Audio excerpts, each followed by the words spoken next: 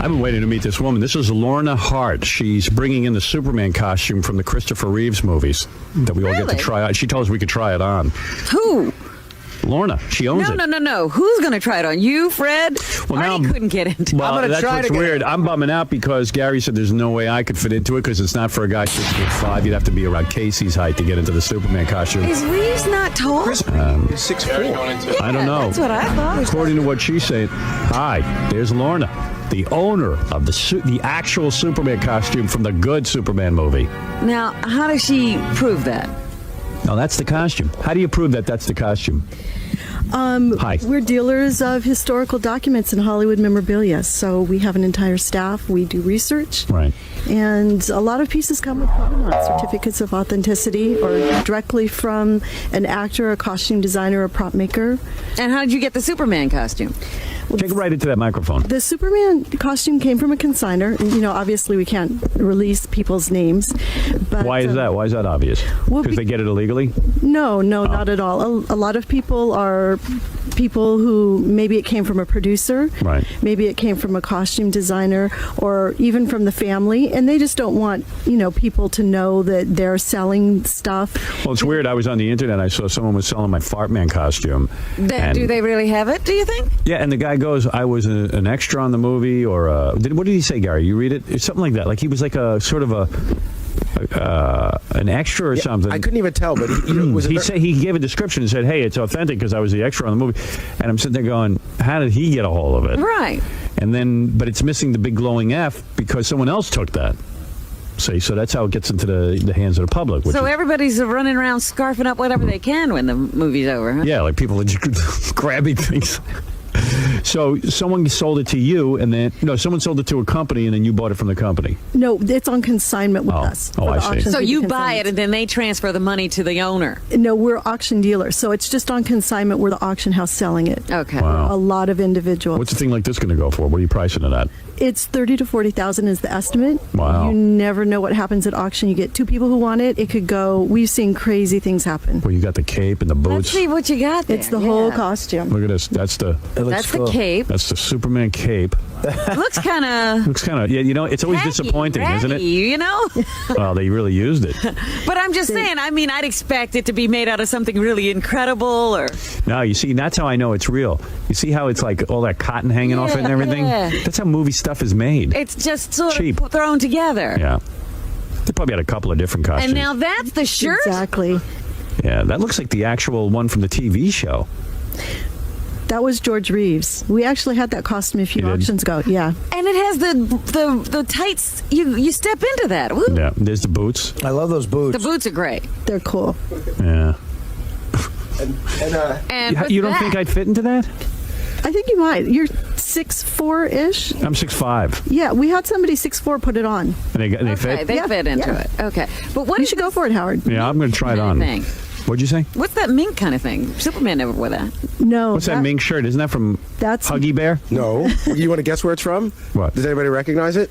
Lois Lane? No, it's not from Superman. It's from another movie. Well, let me see. Really? Think hip, cool. Austin Powers. Right on. Yeah. It's Dr. Evil. Dr. Evil, yeah. No. I don't care about Austin Powers or Dr. Evil. You've got a bunch of movie stuff you're auctioning off, huh? Who wants to try on Superman first? Artie. Should I try to? I might stretch You it want to, Gary? Yeah, why not? Come on. When am I want to try it on. When am I ever going to get that chance again? All right, go put it on. Well, I want to put it All on. right, so you take it. It could be Cinderella and the golden and the slipper, Do I have to go in the bathroom and change into it and everything? No, you could stay right here. Yeah, I mean, what's the big deal? Do you think it'll fit on over your clothes? I don't know. It won't look as cool. Yeah, you want the whole, you don't want any wrinkles underneath it. So whatever Superman had in terms of muscles, Chris Reeve brought that to the part. That's nothing in that costume that would make you stand out. Do you think they put anything underneath his costume? Well, yeah. I mean, from what I heard, I actually just was with the costume maker yesterday who was talking about she knew Christopher Reeve. But sometimes they do have to put pads and things Really? in. Yeah. Yeah. Because it certainly wasn't. He looked good in that outfit. He looked good, yeah. I want to try it on. Go ahead. It's just going to take me forever to get into it, and I don't know. Like, people want to hear. They don't want to hear me getting dressed. No. Unless I take a commercial break. How do you? Let me see that the uniform again. It's like a bodysuit. Yeah. That's what I was thinking. You got to step into that. Is it got a zipper up the back? No, it looks like a lot of work. Oh, but don't forget the tights that go under it. Right, where are Oh, those? they're right here. Did anybody watch that? I don't want to wear Christopher Reeve's balls wet. You know? That's pretty cool, though. I really would like to I'd put on like my... to see you in that. You got to get into I it. bet I look good in it. Take a commercial break. All right, I'll go change into it. I'll be right back right after these words. Has to happen is this ties under the arms Oh, I and in the back, around his back, and then pull this up over the shoulder because the whole concept was that this stuff didn't show. So wait a second. What goes first? Snap Snap, and then tie this under his arm like this behind the back, and then see how that's why the cotton's up here. You kind of pull this like over the shoulder. Got it. Okay. That's great. Okay, we're back. Here's Howard in his Superman persona. What's that? Is it a bird? Is it a plane?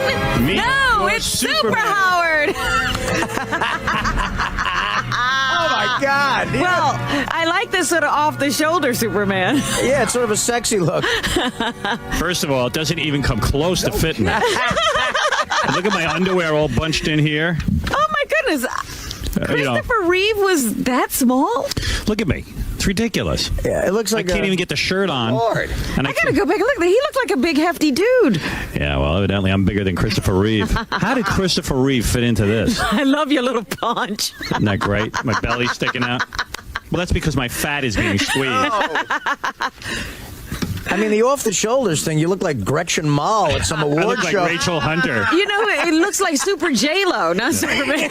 Kathleen Turner. All right, I got to get out of this now that I made an idiot out of myself. So where do you get the Superman outfit? From a consignor who's No, I mean, Where's the what auction is tell it and people when? if they want the- to get an auction. If you go to profilesandhistory.com, the entire catalog is online. You can see photographs and descriptions of every item. Wow. There's over 500 great pieces of Hollywood memorabilia. All right. I'm even looking at Superman's ass. You don't even have the ass for the costume. Well, not only it doesn't help that my boxer shorts are bunched into this thing. I know. You got a major panty line. I know. Gary, figure it out. You don't have a microphone on, and Scott's not going to pay attention to you. I would like to see Artie or Casey in it. Do you think You would? that's But then now I've got to Yeah, I change know, out of I it, know. and then Artie. I don't mind if Artie gets in it, but How's he gonna get I in can it? do it quick. Artie could probably fit into this better than I could. I mean, You think? height-wise, I mean... Does it stretch? It stretches. Oh, I'll go in the okay. bathroom and change. Hold on. All right. Oh my goodness. Give me some remote headphones. Take them off your head. You got a wire there. The price tag is still on it, too. You never even bothered with a cape. Oh, forget it. I can't even fit into it. Wait till you guys see this. Oh, that's too That's funny. as far as it goes. Hold on, wait. Can you still hear me? Yeah. Oh, this is going to be great, changing out of my... Oh, How do you plan to change now, holding on to everything? this was a bad idea. I can't hear you anymore. Hey, why don't you dear. just do a couple, do two or Do three two more commercials, and I can change commercials? out of this All right. quick. That Superman costume's fun, but I wish I could fit into it. And what kind of underwear are you wearing? I'm wearing Calvin Klein boxers. It doesn't fit under tights. Yes, I didn't know you wore boxers. And I wasn't going to, take off my boxers because who knows who's had that costume Yeah, on. you don't want know? to be next to that. Yeah. I mean, you never know. But I didn't realize. Lorna's whole family could have had that thing on. You know what I mean? Lorna was running around in it last night. Yeah, Right. not. You never know. So, Swimming in it. I didn't know you wore boxers. That was a yeah. surprise. I wear Calvin Klein boxers. But it was weird because with the boxers, I looked like I crapped my costume. I know, it really was like a load. Yeah, I had like a big load. You were carrying a load. And I know. It looked pretty funny, though. I had to come out and show it to you. Man. Yeah, Kenny, what's up? Hey, what's up, man? Hey, now. Hey, now. Hey, man, you got to tell Robin Brzezinski to get this on E tonight, man. You want to see me in my Superman costume? I need to see this, like right now. Wait. Artie's coming out in it now. He already... Oh, it's amazing. Thanks. Wait, here he comes. All right, here's Super Artie. Oh, see, Artie fits into it, you lucky bastard. You look great. Hey, Super Artie. he's more Superman than you are. Let me see. Stand over there so I can see you. Wow, it fits you perfect. I look like George Reeves. Right, The he's fat like guy the from TV Superman. Wow. Well, how's it feel? You know what? I feel very superhero-ish. Yeah. I feel fantastic. See, Artie fits into We it. couldn't get the. I'll tell you, we couldn't get the zipper up, and I couldn't really get the cape snapped on because I can't get the zipper up. Let me ask you something. How the hell could that be Christopher Reeve's Superman costume if the guy's 6 foot? The guy was 6'4" He before his must accident. be trim and just well No built. way. Well, and it stretches. And look at the feet. He doesn't Yeah, have look a at pull Artie's it all the way up. feet. Well, I got. He already Yeah. got a lot Oh, yeah. of He doesn't have it all the way up. I couldn't bend over in these things. I couldn't even you get the must shirt. have been bigger than Christopher Reeve at that time. Well, the tights don't even come close to fit me. I couldn't even get them up. How could he be 6'4" then? Maybe I'm all legs and he's not. You want to see if I can get a cab downstairs? That's a cool costume. I love it. I really wish dig you it. could wear it. You'd buy it. You should wear it in bed tonight. I might. Like Superman 10, right? You're ready to film. You're like Superman after a long night of drinking and eating and not shaving. He's definitely lost his powers. I'm Superman. I'm hungover. Yeah, you're Superman after red kryptonite has taken away all your powers. You've had gold kryptonite. Yo, that gold kryptonite will kill you, man. Yeah, Ralph. That's gonna be so funny. Is the Artie in it? Yeah, you should have seen me. Dude, how could you not tell me about this? Artie looks like super slob. You know, I do look like I look like Superman if he let himself go a little bit. Superman Yeah, after like 100 Twinkies. Like he got gold kryptonite, which takes away all his powers, and you say, well, what the hell? I might as well eat. Yeah, let my beard grow. I gotta say, the scenes where Superman's just talking in this outfit must have been tough. It's hard to be casual in this. Yeah. Well, they probably get your package doesn't exactly look impressive in that either. Like you can see Artie's you know package. What? You didn't have much to show either. Honey, that was not my package you were seeing. That was my underpants rolled up. Where was the package? Yeah, this is like an embarrassing. You know why you couldn't see my package? Because the tights only came up to about my thighs. Oh. All right. I'm kind of digging this. Dude, can you keep her there and let me come over there and put it on? Oh, get out of Come here. on, man. Who wants to see a gay Superman? Can I give you one of these? So you think that's going to go for about 40,000 or more? Well, it's estimated at 30 to 40,000. I would easily say it's going to go for more. More, yeah. Yeah. Is it from Superman or Superman 2? No, first Superman. No, Superman 4. Oh, Superman 4. Quest for Peace. Oh, that was a horrible one. Yeah, I didn't like Yeah. that one. I thought it was Superman 1. Isn't that Nobody the one wants with that Richard junky Pryor? one. Yeah. But I guess it's the same costume. It's probably better because I got worked out the kinks. Artie and I are in there. We're trying to pull the suit up, and Artie's like, "Dude, don't rip it because I'm not paying 40 grand for a Superman outfit." Well, not only that, it's like, you think the Superman costume is really cool. It's like, it looks like it was put together for 2 cents. Right. It looks like, some high school production Superman It does. costume. But you're right when you say that's how you know it's real. Yeah. Did you Yeah, put the because boots on, everything too? is fake in the movie. I don't have the boots on, Ralph. No. I couldn't get the boots on. My feet are too big. What size are the boots? The boots are about maybe between 11 and 12. Yeah, I'm a 13, 14. You want me to try the boots on? You Nah. should send Artie down on the street with that, man. Follow him Why? around with the cab. Yeah, what am I gonna do? I don't know. Go Hi, get Is there a belt that goes with it? There obviously was a belt with the costume, but it didn't come to us. So. Oh, nobody wants that then. Superman needs a belt. Artie, how come you didn't put the boots Hey, on? the dude? most important part is the I S. was rushing to get out of there. I don't think. The most important part is the what? The S, the The S, Superman. yeah. But Do you have the cape? Yeah, he's got it on. what was the belt was like yellow Come on, or something. Ralph's like, oh, you I got the want to cape. wear it. See, can't the get the- boots are cool. You can't They get the. are. You can't zip it. Oh, please. My God, my back hurts. Artie, you should wear tights all the time. Artie can't even put it on. You know what? Christopher Reeve's got small feet. I can't get in these things. That's what I mean. He seemed like a big guy, but there's a guy on the phone that says Christopher Reeve is like 5'10". Really? Yeah. He's I not, know you don't want to believe it, Fred. No, I mean, I went on IMDb last night to see how tall he was, to see if Howard would fit. He's 6'4". He should have fit in the uniform. I should have. Maybe he's lied about his height. Am I completely delusional, or don't I look half bad in this? Dude, look at your ass. It's completely flat in the Superman costume. Oh, see, you need a good ass for that guy.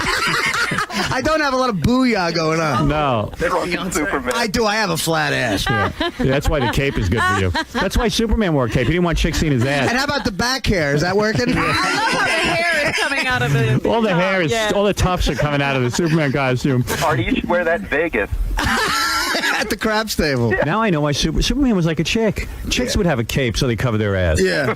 You ever see those chicks when they go run, they wear their tights, but they tie the sweatshirt Tie the around? sweatshirt, yeah. So they cover their ass? Look at that big ass on Artie's. Look at that big ass on Artie. Artie, you take the cape down. I want to see the tufts of hair on your back coming through. The Look at S that. stands Look at for the back. stinking drunk. Oh, beautiful. I'm Superman. Dude, you got the flattest ass. I'm Superman. No, you're not. You're Vic Tayback. You know what? He better get out of that before he completely misshapes the costume forever. Yeah, I don't want to have people get a bad opinion of how I look. Yeah. You don't want your public to see you in that. Yeah. Oh, God. All right, dude. Thank you very much. This was fun. Yeah, thanks. That's Lorna Hart. Thank you. Check out Profiles in History's complete list of Hollywood memorabilia at profilesinhistory.com. As I'm walking away, try to ignore my super back hair. You know what? That's the effect of kryptonite. Artie's bald spot looks good with the costume and the tufts of hair on his back. Yeah, that's the Superman we'd really like to see. Superman lost his hair. Hey, so long, Lorna. Thanks. Thank you.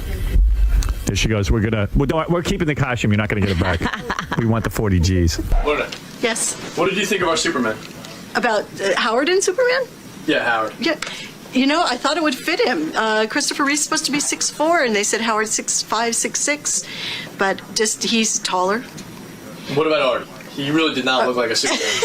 He fit a little bit, but he really did not look. You know, maybe they'll make a new Superman movie with a new vision of a new Superman. Who looked better? It's hard. It really didn't fit either one of them. I mean, Howard is tall enough and statuesque enough to really pull Superman off. You know, Artie just didn't look like Superman. I looked a little overweight, quite frankly. I felt good. I felt sort of superhero-y, but I got a bit of a gut, and it really showed in the costume. So. Your back hair was kind of sticking out. Yeah, I had back hair. I couldn't zip the zipper up all the way, and my back hair was sticking out. And my double chin was sort of, the hair from my beard and my double chin was getting caught in the front of it, and my ass looked flat, and it was gross, but I'm working on it. You'd probably be too heavy to take off on that flight there. Yeah, if you'll excuse me, I'm going to go leap a tall building in a single bound. That was fun. You should have let KC get in it, but that would have completely annoyed me. Yeah, because Casey might have been able to wear the costume. Hey, Casey, put on the Superman costume. Let's see what a Superman really would look like. Hey, what does that mean? Oh, sorry. Saw Artie. Dude, go get in the Superman costume. All right, I'll try it on. Yeah, let's see how you look. Guy who's in shape, get in. I bet you look really hot. Yeah. Hey, how many people tried this thing on? Oh, keep your underwear on. Dude, I got all paranoid too. Don't worry, I got the same sickness you do. Just put it on. There's nothing going to happen to you. She just came from the Curtis and Kubi show. Yeah, you probably get like crabs. There's no crabs. It's I'll try it on. Crabs. You should be Go so take a lucky. shower. Hey, go take a shower afterwards. Dude, don't worry. I promise you, you'll be fine. I got crabs from a Superman costume. I just had it on. I just itch a little bit, that's all. Yeah. Put Casey in it. My back's getting a little red. Now do the whole thing, Casey. The shoes and everything. They do the whole outfit. I can't wait. You know what? What? This is worse than I thought. Why, he looks good in Oh, it? it's just everything. It fits was like like a glove. perfect. It like went on like ready? it should. I was born to be Superman. Are you Damn ready? it. Yeah, let's Let's see. see. Boots the whole thing. Come on out, Casey. Come on out, dude. Wow, look at this. Look at this guy. Oh my God! You know, we shouldn't have done that. That's what Superman See, looked like in and the movie. if you didn't have your underwear on, it would look good. Right. Take off your underwear. You devil, you. Look at you, dude. And look at he wants to stand in the pose and everything. Wait a minute. You know what? me. You know what? I'm putting my jacket back on. Yeah, you see, that fits you, dude. Wow. Yo, this thing is tight, bro. Everything fits you. Yeah, but it's supposed to be tight, Casey, so we can see. Nice. Let me see his ass in it. Turn around. Lift up your cape. See? Yeah.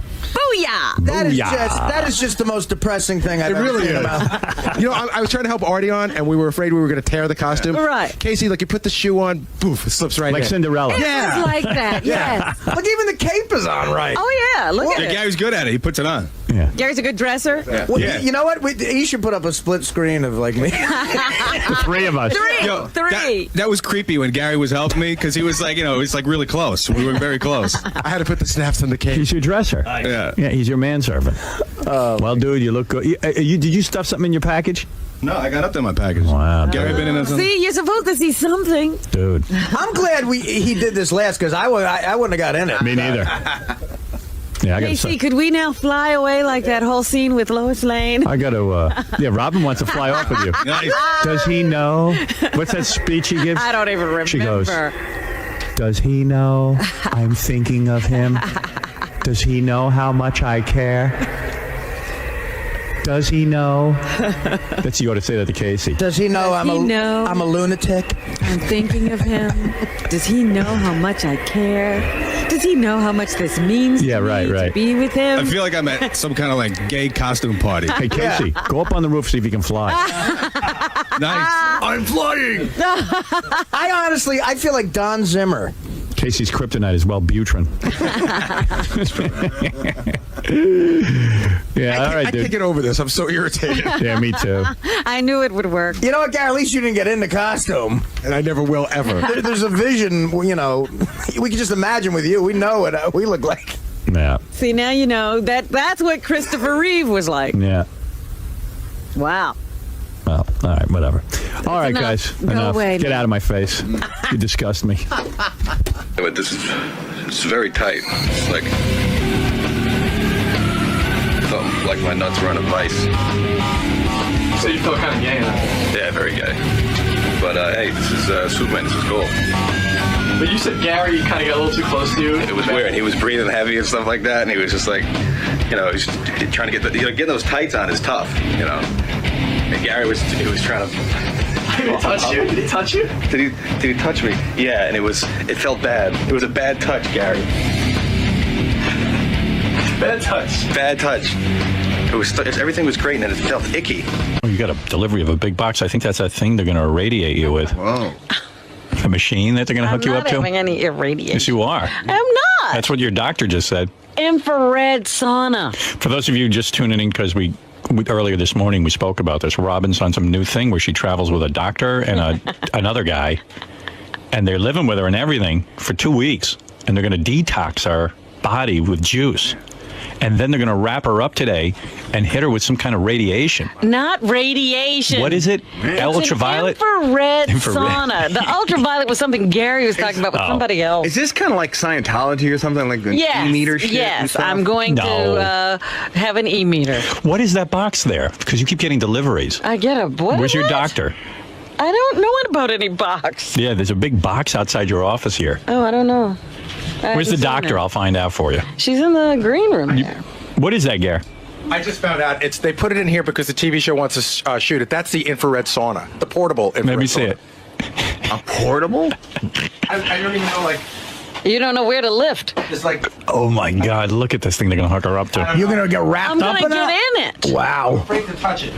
Should have the doctor pull it out. Did you do that wearing the new? Oh, my goodness. I heard a rumor about infrared where just sitting there, if you're in an infrared sauna, it burns calories while you're just sitting there. Because That's what they say. It looks, from what I can tell, and I'm not a doctor, it looks like these sort of rubber pads that must have infrared in them that you must wrap around yourself. Yes. It's like a Okay. seaweed How wrap. can that It's do like Robin anything? seaweed wrapper plugged in. Infrared saunas are much better than regular saunas that you heat the rocks and all that stuff because you don't have to have them as hot to have the same effect. It seems like a lot of hassle to go through. You know what it seems like to me? Ultimately, what's it going to do for you? It seems like a way to lose weight without I doing like anything. just doing saunas Right. So why do you need infrared? because I don't have a sauna at home. Can't you go to a gym somewhere and we're in Manhattan? That's a problem, isn't it? Yeah, 'cause No. there's not a sauna downstairs. Buy a There's gym. sauna. There's a gym right downstairs. Come to my apartment. I got No, one of those my heating home units. has a sauna in Staten Island, but Oh, I'm it not does? there. Why don't we So just why don't we go to Staten Island and get you your sauna? I mean, why do we have to hook you up to that? Why don't we just turn her booth up? Heat wise. That's no good. They want you to sweat. I understand that, but like you sweat when you work out. Like in Raging Bull. An infrared sauna is very healthy. You have to read up on it. It doesn't sound healthy. It sounds like Sounds nuts. Sounds like it'll cook your You innards. know, you guys make everything sound sinister. You're so silly. Hey, Wait a minute. I'm trying to help You're you. going to have an electric sauna and you're calling us silly? Look, I should throw you in the microwave. you go back to your boxing, and Artie, you go back to heroin, and you go back to your I therapy. know boxing, I would love boxing to. is crazy compared to that. I agree. I'm simply fasting. Where's her doctor now? Right outside. She was outside selling me some Amway product. You're on the plan. Howard, good? Yeah. It's a we have Robin Ponzi do this scheme. here? What? Yeah, sure. Why not do it here? What Get it is The over doctor with. said What? she can set it up here if she has like a space to do it. You want me to do it I here? want you to do it here. Do it during the news. Do you have to be nude in that thing? Technically, you do. Why but don't you can just do it bring the over your doctor in? clothes. She can tell us. All right. Wouldn't you rather look at Bring back the penthouse chick. Isaac's beady eyes? So there's your doctor. Doctor Ronnie. Can we Dr. combine, bitch? Can we wrap Scott the engineer in it while Lexington still fucks him? Dr. Ronnie, what is this contraption that we see here on the floor? That's It's an infrared sauna, and someone can lie on a couch, and I can just wrap their arms and their legs, their abdomen and their thighs, wrap them in a sheet, and they'll sweat. I'll do it. And that's yeah? basically, Wow. it's I don't just want a it. detox, and you'll really sweat. What a do lot. I have to get Of completely course you can- naked? No. Yeah, can you do it over pants and shit? Yes. Yeah? Wow. Should I do it? Go ahead, Artie. All right, You go ahead, mind? give it up. No, I don't mind at all. You want him sweating on your detox equipment? Yeah, what about that? I'm sure they clean Well, it. yeah, we do. Do you boy? When's the last guy who did that? Didn't have the clean AIDS, it. right? No, we cleaned it, but All right, I'll do it. AIDS. I mean, I'll tell. What about? Watch Artie No, get AIDS. It was that tuberculosis guy. Watch Artie get AIDS from the detox equipment. Hang on, I can't come in today. Yeah, Artie, we'll all believe I it got was the If I get AIDS, I'm too weak to go to Italy. If I get AIDS, I'm fucking every gay guy I hate. All right, so what do I got to do? I got to like. Maybe Artie will like you it. just come and lay down on his couch, and I'll do everything. Artie will go to sleep. Yes. You bet your You fucking can go to ass off. sleep. You can. Can he eat while he's doing it? No, Does it take a long time to hook up? about 5 minutes. Oh. Well, why don't you do something else while Artie's getting hooked up? Because who could pay attention? You can. so I know funny. you're Okay? professional. You just lie down there, and I'll be able to help you. Give Artie a mic. Artie just wanted to lie down. That Yeah. doesn't strap around his belly, does it? How are you going Yeah. to get that around his belly? Look at the size of Yeah. him. You might need two He's a machines. big man. All right, honey. He's got his legs spread. Ready? What if syrup starts pouring out of Artie's pores? Yeah, nothing's gonna come out of me like Thick, that. gooey sweat. Is this gonna ruin Robin's thing later, though? I don't want to ruin her thing later. Yeah, we don't want her off the program. Why should it ruin my thing? Day. Give me one of them grape drinks you're giving her too.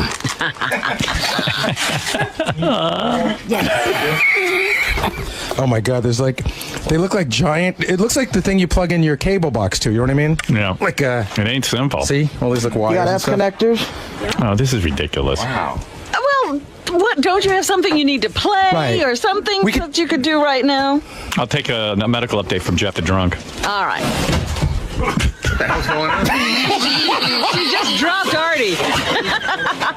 The radiation machine just. My God. Look at that box. All right, Artie, is this that? is it. Hey, seriously, is that like? Yeah, that looks like some sort of. That's Howard, very dangerous, that thing right there. That really looks exactly like that thing the Scientologists use to measure your brain I waves. have when were you at Scientology? They have it in a magazine. That looks like a prop from a Get Smart episode. That looks like the Sibian. You want some help here? Oh, just next. Dr. Ronnie, if you make Artie come, there's an extra 10 in it. He'll pay you. Wait a minute, the price was up to about 65 a few minutes ago. Tenor. They're wrapping Artie up in this thing. Dr. Ronnie, You're it's gonna around his cock. infrared his cock. Yeah. Your cock's gonna be I infrared. needed dude. this for the Rescue Me episode when I did a love scene. What I gotta do? Dude, she's wrapping it around your belly. I bet you it's not gonna fit. Is it gonna fit? It's pretty big. Do I gotta Dr. get up Ronnie, do on? you think it'll fit? Yeah, sure. Oh my God! Do you have sauna extenders? That's the most exercise Artie's had. Holy shit! Wait. She got Howard. His butt ate her arm. That's good. You got it? It's not gonna go around that belly. No way, man. She got it. Get it. Hey, Dr. Ronnie, who invented this machine? Dr. Mengele. Well, Like, it's kind of weird. Is it enough? okay, that's We don't perfect. have a sheet to wrap Now I him gotta in. do- That's perfect. Yeah. Robin's gonna have this later, but she can't wait. Generating heat, really. Oh. So you don't. Is it on yet? Because I don't feel nothing. No, it's not on You you. have to do your legs, and then we're all set. What are you putting a blanket on him now, Dr. Ronnie? Yeah, because he's got to sweat. So Keeps that's the heat in. Gary, you got to get a mic on her. I feel like an ottoman you're moving. You've wrapped him up in electrical rubber, and now you're covering him in a big, heavy blanket that I keep in the back of my car. You're gonna do this to Robin? Like, this it is looks cozy. like the thing you use to wrap your furniture when you're moving. It's exactly that. You could have gotten a better blanket. Did you used to work with Roselli's movers? Yeah, isn't it like a moving blanket? Robin, you So can now we're turning it on, Artie looks like a mummy. and it's even though it's very high heat, you won't feel the high heat. Yeah? And then you'll start perspiring. This is okay? fantastic. How long is it going to take him before he starts sweating? About half hour. Oh, a half hour. We got time. We should have weighed him first. How many volts are you putting through that? You can really lose a lot of weight doing this. Yeah, but that's water weight. Yeah, it's detox. Artie can use any kind of weight loss he can. What do you mean it's detoxing? He's sweating. Yes, yes. Because the sweat, Guess you what's coming out is that release- sweat. A lot of toxins. I feel. when you sweat. What is? Can you hear me with this when I'm talking? Yeah. Wow, what technology is that? I didn't want you laying there for a half hour. I He feel wants to lay there. I feel great though. You still start feeling the heat now. Yeah, I'm feeling the heat. Are you feeling it warm up? Yeah, I feel all the. He's going to have a heart attack. I feel all the shit going out of my body. You won't have to shit today because all the sweat will just take care of the shitting. There's last night's mint julep. Anything happening? Oh, this Eat is a lot great. of salt. You're going to desalt. You know what? No bullshit, Desalt, Howard. No yeah. bullshit. This is so comfortable. Great, Howard. I'm Is not it? even bullshitting you. This is. There's a reason you cost $10,000. honey.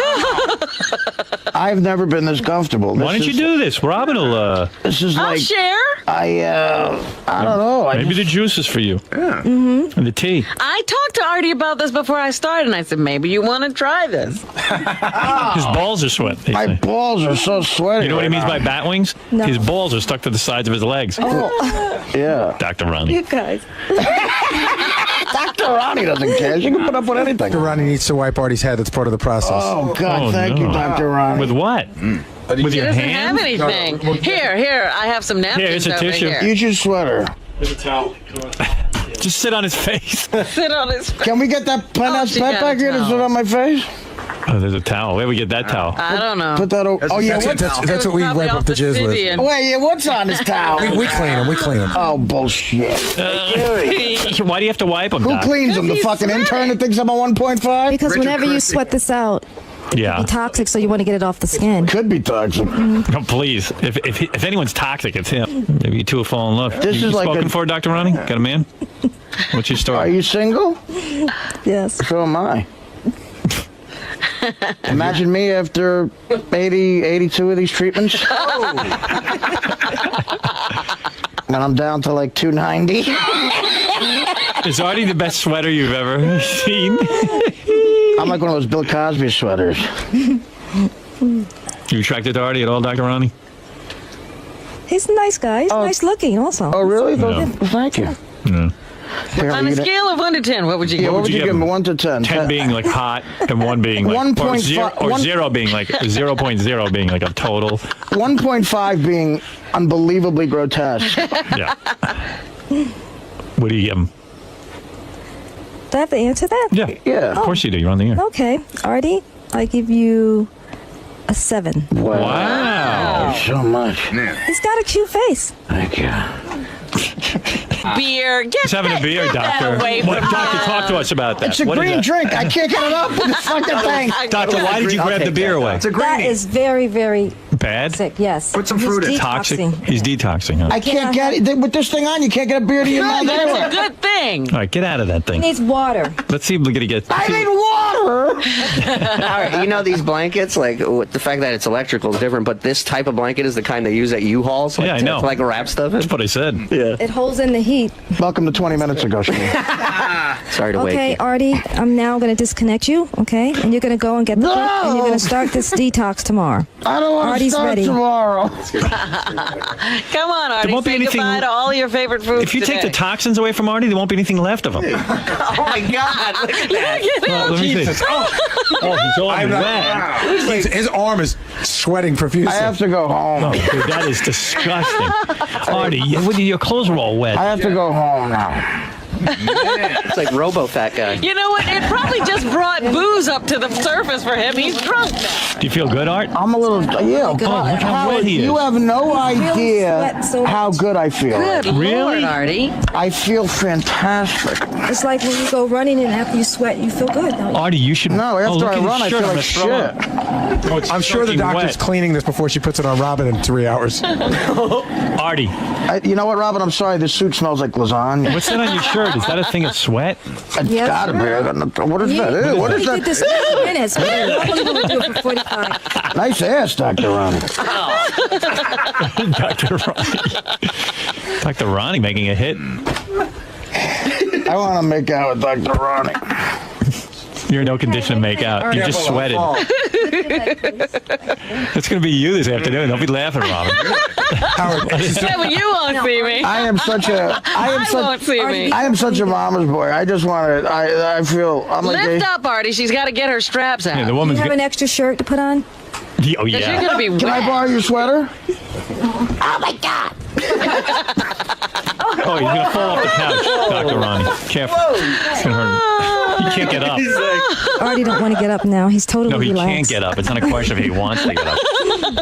Can you get up, Art, or you need help? I'm afraid with my bat wings. Can you get up? That was approximately a pound you lost. Really? How does she know that? Wow. Good, now you can eat. It's a lot of sweating. Should I get on? We should get on the scale. Weigh him now. Let's weigh him. Weigh him. Go ahead, get on the scale. Let's see if you lost. But all the water will, he's wet. Oh, he can't get up. Jesus. You want a spotter? Are your clothes wet, Artie? Oh, he's soaking wet. Wiping him down. He really. Have you ever seen someone who needed to detox? Hey, Dr. more? Ronnie, isn't it kind of gross wiping down a guy who's all sweaty like that? No. No? I'm all lightheaded. I feel like I'm high. Can you stand? It's fine. It's not gross. It's just He needs something to drink. body fluids. Give him that beer. Hey, come on. I want you to drink telling water. you. Artie, don't A get lot up of if you water can't. today. All right. Artie. Yeah, should I sit down? Yeah, a little sit- bit? stay I'm lightheaded. seated. Bring him some water. It's like when you go got a running, bottle you of replace water the over there? fluids after you I sweat. gotta go home. Can we build a scale into the couch? Yeah, give him some water. Here, take some No, we water, just Art. got him up. Artie, drink this. He's going down again. He's not feeling it. Sweat? He's not used to sweat. Are you okay, Art? I don't think so. Are you serious? I just gotta rest. Sometimes sweating is hard work. It is. Art. What's going on? I'm just a little lightheaded right now. And just think, don't you consider that a good feeling? I thought you loved being high. Doc, have you seen I him? do like You've being seen high, but usually from illegal If you're not stuff. used to sweating, yeah. Have you seen this when before? I did this, when I started sweating, because I used to didn't sweat at all, and when I started sweating, I would have to sit down. I feel like Chungad. You know that? Like She don't know Italian. Mushad Chungad? Look at her. Does she know Italian? She will when she's married to me. Artie, when you're in the sauna, do you get lightheaded when you try to leave like the sauna as well? I don't go to the sauna a lot, but I guess, yeah, you know, I have. When I was in the sauna with Dennis Rodman and I was afraid of his huge cock. This must be what like Artie's like after sex, because Yeah. he's no fun. Yeah, he's Oh, wasted. There's nothing left. I am just like, can you get me some French toast? Maybe he needs to eat his food. No, that would be I need bad. to eat now. I mean, that'd be We bad. need to give him a drink. He needs to move. He's drinking water. Get that You wanna- green shit. We need to give him a drink. Get some of your green shit, Dr. Ronnie. I'm going to give him a green drink. Okay, go ahead. Let her out of here. What the one that tasted good I want, not the... I don't know if she has any of the flavored ones. She just gave me a plain one. And Robin couldn't even get it down. And she's I into got it down. It's an empty glass over here. It was in this bottle. It's empty. What about a blow pop or something? Artie hasn't stopped eating all morning. I don't understand how, like he needs food now. I love watching him drink that water. It's like poison to him. I feel like AJ Soprano. Bro, you really can't get up. I mean, sorry for calling you bro, but It's a cat. well, you're not my brother. You're but my bro, Howard. I love you, man. I'm so sorry about Artie. the fight. I love Howard. He's delirious. Are you okay? Seriously. No, I feel bad that we fought. All vacation, I felt so bad about it. Like, I love the guy. Thanks, man. I felt bad, too. I fucking, ever since I was a kid, I love him and I love him. Are you drunk? No, I'm a little light at it, but I really I feel tell you, bad all about it did the was fight. bring the alcohol to the surface with Yeah. him. Just put all the coke and heroin up to his. If you play the tape of him in the wheelchair, drunk in Vegas, it That's what it sounds sounds. exactly the same. I swear. Artie, this might be your thing, sweating. Your new Jack. Yeah, sweating to nothing. sweating to the nothings. You know, Robin, we were goofing on you, but Artie seems to be a devotee. He loves it. She's right, though. The doctor said this would totally rejuvenate him and reinvigorate him, and it has. Made him nicer. Now, what's that shit you got in your hand, Dr. Ronda? This is an antioxidant drink, and it's, sweet, so he'll like it. Could you just pour that over me? So you better drink this down, Artie. Yeah, now that the pores are open, it should go right in. It's going to fucking drop dead, doctor. It tastes like water. No, this is a really good tasting drink. Berries. Berries? Artie, sit up when you drink that if you can. You sound like my mother. Well, I don't want you to spill. What is this? Yeah, that's a berry drink. It's an antioxidant It's a Pepto-Bismol. No. Do I gotta chug it? No, you'll like the taste. Isn't that good? Wow, that is good. He likes it. He's here for the whole program. I do like it, actually. Yeah. Does it help you? Can you regain consciousness? This is working out great. You like spa treatment? See, you want her to come live with you now, don't you? Hey, Artie, she's very pleasant. What a great energy she has. What is it, She Mark? doesn't think I'm gross. What is it, Mark? Hey, Howard, you guys are going to get Artie killed, man. This is a guy who got winded riding an escalator. I'm sure this woman knows. No, I have one for Robin. Are you dying over there? What's going on? No, you know what, Howard? It's a Time for weird. my next drink? It's a weird feeling of like I feel good, but also scared of how weak I am. And I don't know. I feel Oh, get over it. I think we should call a hospital. Take a deep breath and get up from there, you. Dr. Ronnie, really, what's going on? We might need a real doctor. He's been sweating, and he had high heat. Dr. Ronnie, do you know any real doctors? Now we gotta get you a real doctor. I'm sorry, she gave me a 7. Hey, we have an ice machine in there. Get him a cold. Look, because now he's eating more than Compress. ever, trying to get back from his sweating. I'm just going to wipe your head down with a little water. Okay. Have you ever killed anyone, Dr. Ronnie? Let's be real. You're going to wipe my head down with water? Absolutely everyone I save. Everyone. From all over the country. This drink is good, though. Wrap him back up. He'll be as big as Eric the Midget. Just wiping him down. That's what you're hearing. Thank you. See, Artie's getting all the care I'm supposed to get. Yeah, they're going to be worn out. She's going to be worn out by the end of the day. I won't get a sauna. Thanks for paying for this, Rob. You're getting sloppy seconds after it's all said and done. Artie totally took over your whole program. I know. It's just the way with him. Oh, get the second chin a little bit. You missed a chin. You missed you only the got chin. That's his 5th chin. Get the second one. We got to weigh you now. I think you lost a pound, bro. What are you going to tell? You think he'll be $2.99? We don't know what he weighs. Not Dr. Ronnie's holding the cup from him and feeding him. Oh, my goodness. This is everything he wants. Can we roll him to the scale? Artie, you okay? Yeah, I mean, like I said, it's a weird combination of... All right, just leave him He's there. a baby. Yeah. There's nothing wrong with him. I want my mother's money got now. There's something wrong with him. I'm not kidding. This is how he is at home.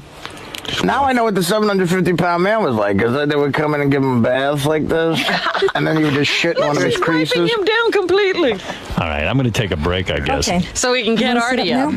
Thank you, Ron. I want you to weigh him, I but- feel stronger now. You Now want you me to feel I'll better? wait. I don't care. I Well, just so let I me don't see know if I you can walk. You can't even get up. Man. Whoa. Oh, he's having Artie, a heart attack. come on. No. It's a lot of sweat, huh?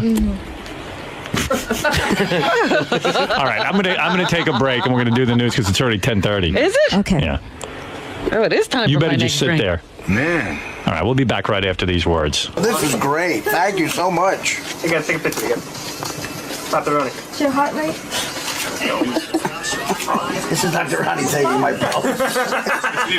Is this for me, Ronnie, right here? You? Yes, Forget that's about for it. you. She's giving up on you. Artie's a full-time. Artie's her full-time patient now. Yeah. What a reality show. Robin, your whole thing got taken away from you.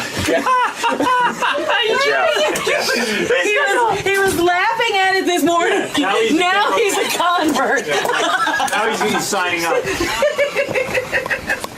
He got me. Wow. Dr. Ronnie, they Artie sort of hijacked your machine. Yeah. What happened in there? That was fun. I detoxed them in the infrared, and so you perspire a lot. It's just like going to the gym and you're getting into their sauna. And if you're not used to sweating like that profusely at a short period of time, sometimes you get a little lightheaded, so you just give them a little juice. Artie struggled with his weight and toxins and all things like that. Do you think you've sort of set him on a path to... I think so. I think Artie's ready now. Ready for recovery? I do. I think he's ready to detox. I think he's ready to lose the weight and go on a healthier lifestyle. I really do. I think he's ready. Now, what's going on with you two from a romantic standpoint? There's a lot of flirtation going on in there. Artie? We swap sweat. We're going to swap spit later. Any truth to this, Ronnie? What's going on? I don't know. No, don't get me involved in that one. You did say that he had a cute face. Artie, he does. But I'm going to help. That's my goal. My goal is to help Art. So strictly professional? Yes, for right now. But I really want him to go on and get the book, the 21 pounds in 21 days, and I want him to start, and I'm going to be there for him if he starts. How's that? That's a great start, right? That is a great start. Yeah. Let's say he gets started and he's on his path and he no longer needs you professionally. Would there be a sort of any romantic personal interest? Let's cross one bridge at a time. But you're not ruling it out. That's a great way to start. Just help someone detox, help them get healthier, and then chapter 3 is another story. But you're not necessarily ruling it out. We'll leave it at that. We'll leave it. Well, thank you, Dr. Ron. You're so welcome. It was fun. Artie, you seem to dig that little contraption. It's the best. I totally recommend it. Totally. You really did. What did you feel like as far as a physical difference afterwards? What was the? Yeah, you feel like you got all the shit drained out here, and you feel good. Let me see you. How I look? Great. Yeah. Oh yeah. Okay. See, I'm all right. I'm healthy. So, Robbie, did you ever anticipate today becoming such a big part of the show that you probably planned this last week? Okay, I worked on this show for how many years now, and I knew I'd have a woman running in and out of the studio, handing me things, and I didn't think it would be a problem. Well, maybe you could have maybe sort of blanketed it as something else, or maybe try to disguise it that this wasn't what was really going on. No, I decided this time I would be very transparent. When I did the Master Cleanser, I kept it very under the radar because I didn't really know how it would work out, and I just didn't feel like dealing with it at that time. But I'm very positive about this, and I decided I'd let people know what I'm doing this time. Now, how did you warn Dr. Ronnie about what might potentially happen this morning? Actually, I didn't get a chance to. I told you I met her at about 5:45 this morning. So you had no idea, and you didn't pre-warn her that she might be... What do you mean? I had plenty of idea. I didn't have time to talk to her. But did you ever anticipate that her and Artie would possibly make a love connection? I know that anything can happen on this show, and I love to sauna, so that's a really good feeling. And anything that makes Artie feel good, he falls in love with. Right. Almost falls asleep with. Well, he's sleeping with her already. But what about some of the naysayers, some of the people that say you're spending too much money and this is too alternative? All you ever get is naysayers. Do you know that when I went in, I was a nurse, remember? And I decided I was going to go into radio. Do you think anybody said, oh, sure, Robin, that'll work out? Nobody ever pats you on the back and says something that you're doing is going to be good for you or is going to work out for you. Everybody always tells you what it's not going to work. So you're prepared. You were prepared for the naysayers a long time ago. I've never seen it happen any other way. You tell people you're going to do anything, and they'll just tell you why it won't work. So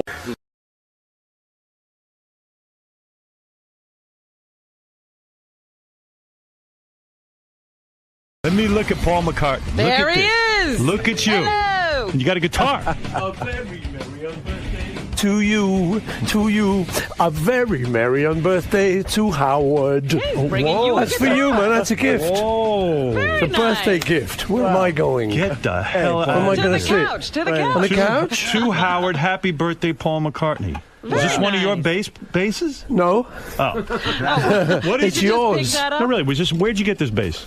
It's me and the crew here. Concocted. It's for your fourth column. But what is this bass? Tell me so I understand what I have here. My hands. It is a Hofner bass, similar to the one that I play. Right. And I am going to cherish that.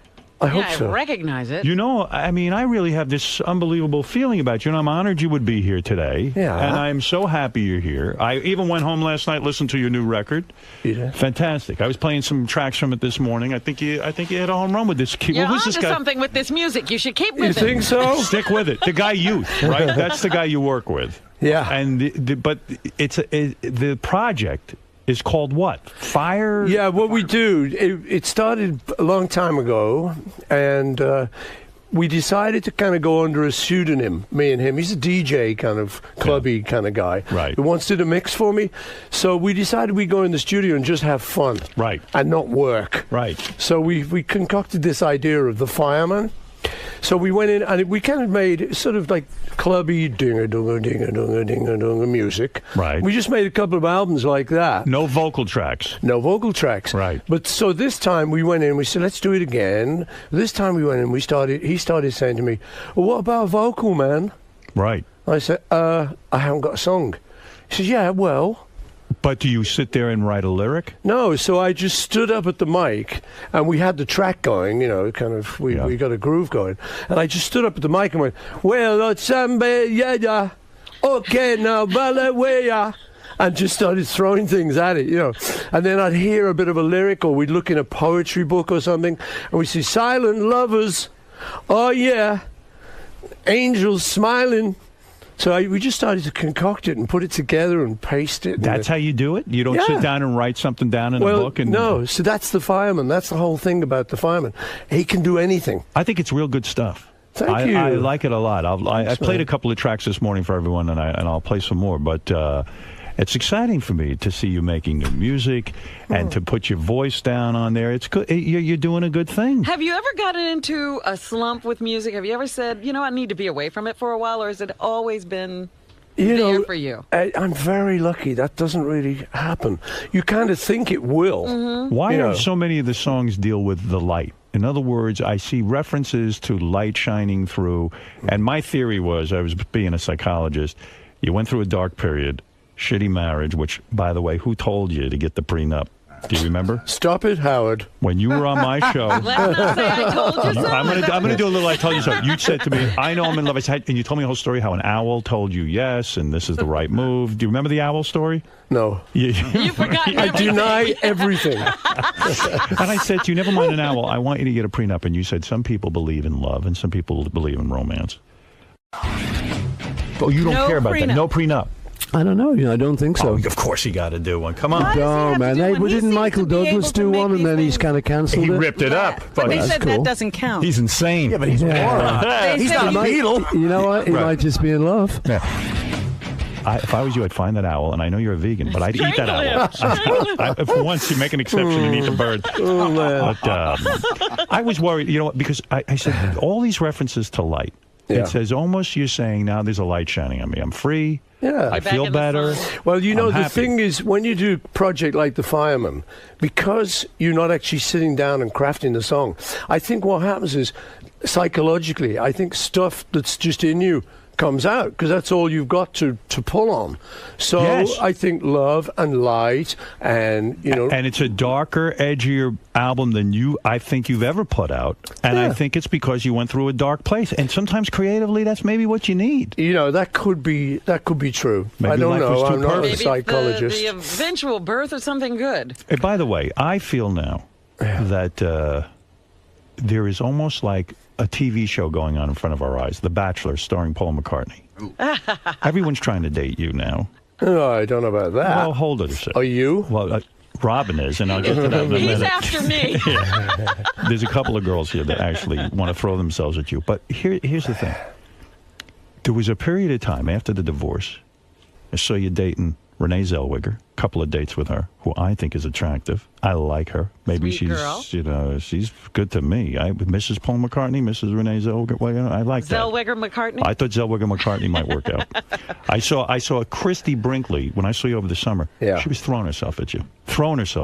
Howard, Paul. you know what, Howard? You read too many newspapers. Hold This is it. See, I'll tell you, you want to know the truth about that? Yeah. I was at, they had a series of concerts out in East Hampton. I was there. You were there. I saw you. And at one of these, my nephew, who I went with, Lee, he just sort of said, "Oh, Chrissy's over there. Do you want to say hi?" Yes. So I go, "Yeah, sure." So I've known her over the years, Billy's wife, when she was Billy's wife.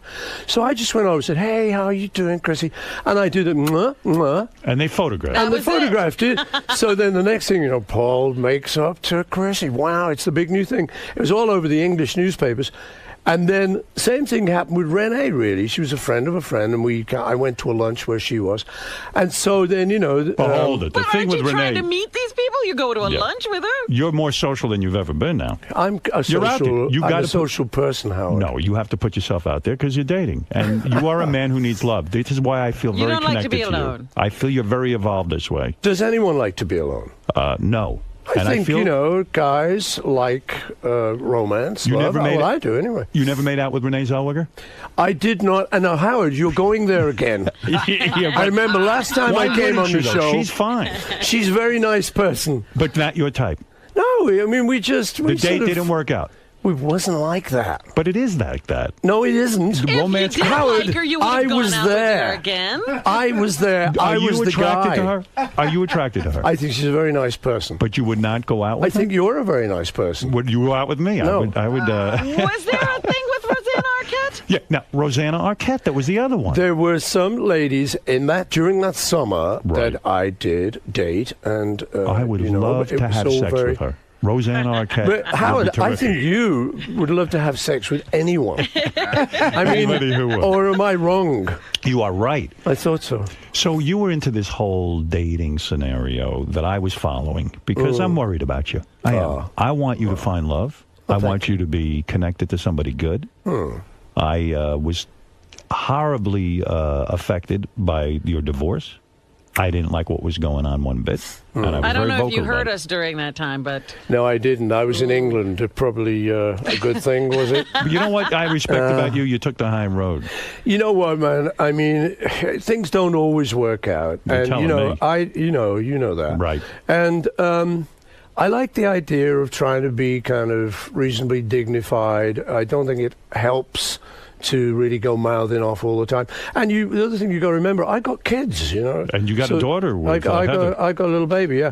And so that's very much part of the equation. So in truth, what I'm trying to say to you now is I don't really talk about that. Good for you. So should we talk about the fireman? Are you happy? Yes, I'm going to talk about the photo. Are you happy with this new broad you're with? No. Who's that? The new woman. The rich one.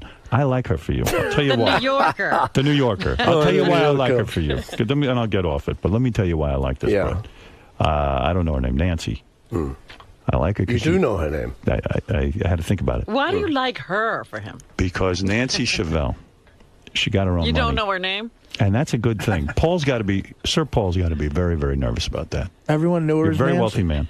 Everyone knew her as Nancy. Yeah, you know that. I know. Right. It's all coming They true. said her name was Miguel, but she called herself Lily. You understand what I'm saying? So my point is, this one, I don't know her from a hole in the wall. What do I know about you and your dating and whether she satisfies you sexually? I don't know.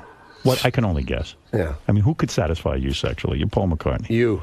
You think I could? I've got a feeling, Howard, and that's really why I came on this show. You never made love to a man. No, I haven't actually, no. There's a new book out about John that claims Have you read that book? Have you read that? That rumor came out a long time ago, and the thing was, the person that started the rumor, the book that it was in, he didn't know John. Right. And whereas I did. So I said to people, around about that time, I said, look, I was on tour with John. I grew up with John. We slept in the same bed in hotel rooms. We topped and tailed it like kids do, and you're growing up. And I said, and never once did I see any hint of that. Now, we spent drunken nights together. Right. I think there would have been a hint. Don't you? When here's what the somewhere. If he was gay, I think there would have just been a hint somewhere. But it was a rumor started years ago that I think it's a nice story if you can make it stick. But I don't think it's true. Here's what the book claimed. Your sexuality was so powerful over him. He was so enamored of you, so attracted to you almost, that you could have your way with him, not sexually. Did you feel a power but in over business, him? that you had that he was sort of at your mercy because he was so in love with you. That was the theory in the book. Well, you know, I mean, I like that theory. Yeah, you wish that could have been true. No, man. No, not to have sex, but to be able to control him more because it would have been a little bit easier business-wise. But Howard, listen, man. Yeah. You can make up theories about anything. Do you imagine if you were gone and he was here, they'd be saying he had the power over you? I think that might be very true. I mean, you know, we can make up anything. And that is really, particularly with the Beatles, that's what happens. They just take one tiny fragment of evidence and they blow it up into a book. Even, you know. Yes. Now the thing is, I mean, let's start right here now. Why is she behind that glass? Because she is keep so. her away from you. Robin is so powerfully attracted to you, and the power you have over her. That's true. You know what I mean? We she can is make in that love with stick. me. Sure. Make it stick. She's in love with me. Trust me. You wish. Come on. He's already started that rumor. Do you want 30? While we're talking about love for a second, and before because I want to play some tracks from the record, and I'm gonna be very complimentary because you did a good job here, and when you do a good job, I'll let you know it. Thank you, Howard. All right. Now, Robin, do you want to say something to Paul about how you feel about him? Well, I just you said this morning you would like. Go ahead. I'm throwing my hat into the ring. you need someone to be with, and I'm here for you. And I'm a vegan, so we don't have that issue. Robin, what is going on? I mean, I'm thinking I'm just coming on a radio show, and this is. It's the dating game. I was shocked. I think She said she wants you. happy together. Well, I'm very flattered. Isn't she a perfect date for the inauguration? She's Take me to the inauguration, Paul, please. Now Artie wants you too, but I'll let him tell us about that. He can have his turn later. In all seriousness, there does seem like there's a sweepstakes out there for you. It's a dating sweepstakes. And listen, and you know what I'm going to tell you? Enjoy yourself a little bit. Just imagine being an eligible bachelor. Yeah, it's like at this time. That'd be good. It's like your daughter Stella said. Dad, be a little more selective. The kids would Did like she say me, that? Paul. Yes. The kids Did would she? like me. Kids like me. Yeah. Do they? Yes. Well, okay then. It's inauguration all the way. So now, you listen, Howard. You are bad. You know, you come on this show. You just make all this up. I love you. What have but I made you're up? bad. What have I made up? You were dating this girl. No, Nancy. you made that up. Yeah, but I mean, you know, you're throwing Robin at me. She loves Throwing me at you. Show Paul your breasts. Oh, stop it. I don't think he would like that. You ever dated a black woman? Ever gone interracial? Sure he has. Oh, what do you mean? How do you know? I that? know all about it. Have you dated black women? Yes, I have. You have. When was that period of time? Back in the day. Before Linda? It was in the day. It was before John fell in love with me. Stop it. Too much. Yeah. All right, listen, we have to get to a lot of stuff. When you come in here, I it's guess not I'm often I being get a hold of you. rejected. I think you were just I'll rejected. live, I suppose. Robin owns 2 homes, by the way, just so you know. What do you think of that? Honestly. Right. So now, I made, you know, like I was thinking of making my pitch all this time. you got to answer some Beatle type questions before we get to That's okay. I like the All right, Beatles. all right, Very all right. good band. Just tell me something about Abbey Road for 1 second. Because we were having a discussion before you came in and everyone was throwing out questions. I had heard that Abbey Road was not supposed to be called Abbey Road. You were going to call it something like Mount Everest or something. Yeah. This is true? That is true, yeah. What is the story there? Well, you know, you're making an album, and towards the end of the album, you start thinking, well, we need a title for this. So you're looking around, you're fishing around. And the engineer, Jeff Emmerich, who is our Beatle engineer, who did all the great sounds for us, was smoking cigarettes called Everest. They're like a kind of menthol cigarette at the time. And we kind of looked at that and said, Everest. It's kind of, you know, it's big, it's heroic. That could be good for the album. So that was the working title. But the more we thought of it, we went, no, this is not great. And just one day we were in Abbey Road working, and I just sort of said, well, look, you know, why not Abbey Road? Because if we did that, we could just run outside. Right. There's a level crossing, as we call it out there, zebra crossing. And we could just stand there, we could get photographed, come back to work. It'd take 2 seconds. Right. I said, and it's not a bad title, you know, Abbey Road. To us, it was kind of just the name of a studio. But I thought if you take it out of context, it kind of sounds like Monastery Lane. Abbey Road. Isn't it weird how just a simple thought like that becomes a legend? I mean, that's like iconic now, Abbey Road. Yeah. And yet it could have been called Everest. And that would have required the Beatles to fly to Mount Everest and do a whole photo shoot. So in a way, it was sort of a lazy approach. It was a cheap approach. What do you think of Ringo now coming out with this statement? He will not sign anything. Did you see peace and love, peace and love? Yeah. Have you heard that? I love him. It's the great. I think he's cool, man. I mean, you got to love Ringo. Yeah. The thing is, the truth is, Ringo was always like that. Right. Really? He was the one, if fans came to his door, he'd just say, piss off. Right. And he would not have anything. He'd say, this is my private life. Out there, I'm a Beatle, that's fine, and I'll do things, when we go to shows, but I'm at home with babies and a wife. I don't want that. But it's a big statement to come out with. I know it is, all of a sudden, I will not sign anything. I said on the air, I said, listen, Ringo's not that busy. I mean, He Paul said McCartney, he was too busy. He said he was too busy. I mean, he's too busy. What is he busy with? That he's so busy. Now he's signing mine now. Right. I mean, I've you will sent him sign mine. things. You sign things from time to time. I just signed outside the studio here. Absolutely. It's not a big deal. No, but the thing is, listen, he has the right to do whatever he wants to do in life. You know who? And he doesn't want to do that. And I think it's very brave of Ringo. I like that about Ringo. He'd just go, peace and love, I'm not going to sign. And everyone go, what? I mean, you know what happened to him? He went up to Liverpool. Liverpool was just declared the capital of culture in Europe. Right. And so it was a big year for our hometown, Liverpool. So Ringo goes up there, and he opens the ceremony, he plays. The whole city loves him. He's the favourite son. And he comes back down to London. He goes on a talk show, and the guy sort of says, well, you must love Liverpool and miss it. He goes, no, really. And so all the people in Liverpool going, ooh. And there was some, the topiary stuff where they make statues out of hedges. Yes. Well, there was one with the Beatles, up in Liverpool, and his head got cut off shortly after. They were mad at him. They were mad at him. So you've got to love him. I love him. I play that statement almost every day on the air. But you know how you get him in they're line? now saying that he's refraining from making any new messages because he got so much flack from that. You know who's sitting and waiting to sign things? Pete Best. He'll sign anything. We've had him on here, When you release these early Beatles anthology things, Yoko gives you permission whenever you have to go through all that mess.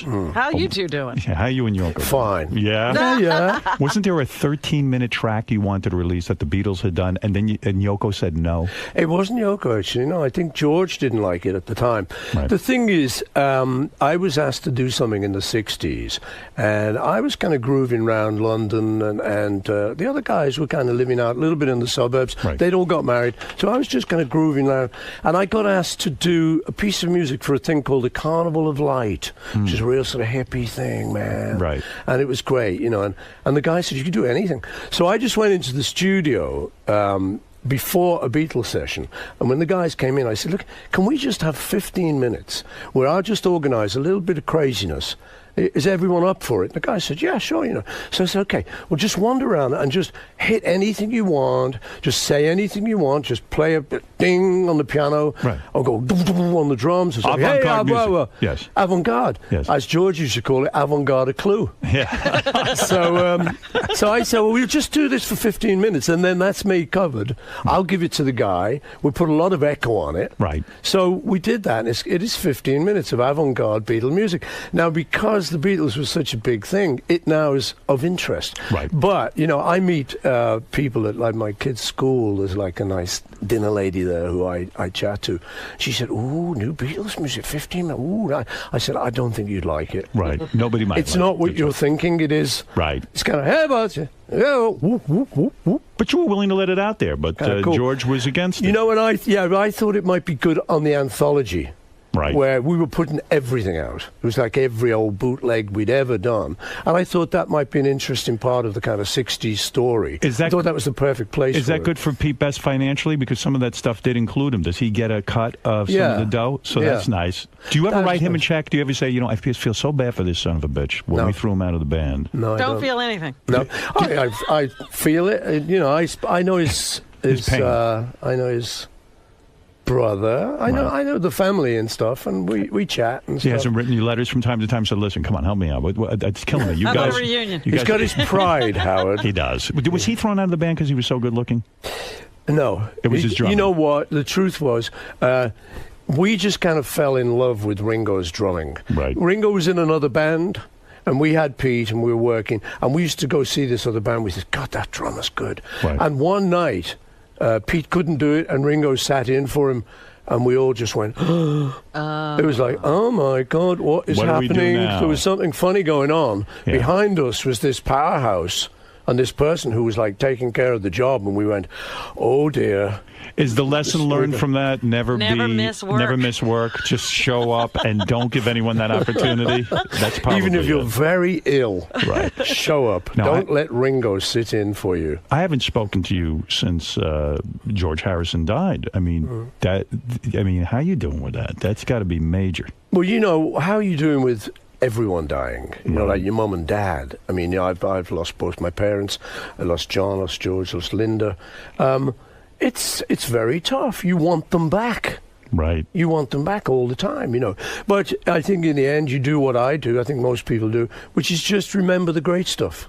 Right. You know you can't get them back. Are you sad every day? Do you wake up feeling like there's an empty hole in your heart? Especially with Linda gone. Not every day, but, you know, through my life now, you know, if there's ever a reference or if ever I think of a story, including George, right. Obviously there's a sadness to it now that wasn't there before. Is his son in touch with you at all? His son looks eerily like him. I mean, it's just like the he's same. great. Danny's a lovely boy. Yeah. What is he? He's a musician. He's a musician, yeah. He's trying. He is, yeah. He's really good. Big He did a mistake, though, for fantastic- any kid of a Beatle to go into music, right? Well, you know, but again, what are you going to do? It's like children of famous actors, children of famous anything. They're born with the gene. Yeah. So you either just go, no, well, I can't top that, or you move into another field, or you just have to go with it, you know. And so you've had Julian, who's Right. got John's genes, you know, you've got Sean. Right. And Danny. My son James is a great musician. He plays, doing an album with him. So and does he have to- Ringo's kids, you know, are all great drummers. What's your philosophy with kids? Does James have to go out and make a living, or do you say to him, look, I'm a wealthy man. I'm going to set you up. I'm going to give you a couple $1 million. You got a trust fund. Go ahead, live your life. Go be a musician. And if you never get a job, I don't You care. know, I think what you end up doing is kind of something in the middle, because I want anyone these days, particularly my kids, obviously, or the other kids we're talking about, to have a hunger that we had. How do they have that? And how do you get it? Well, that's what I mean. So I think you can't get it, is the answer. So you have to come in somewhere in the middle.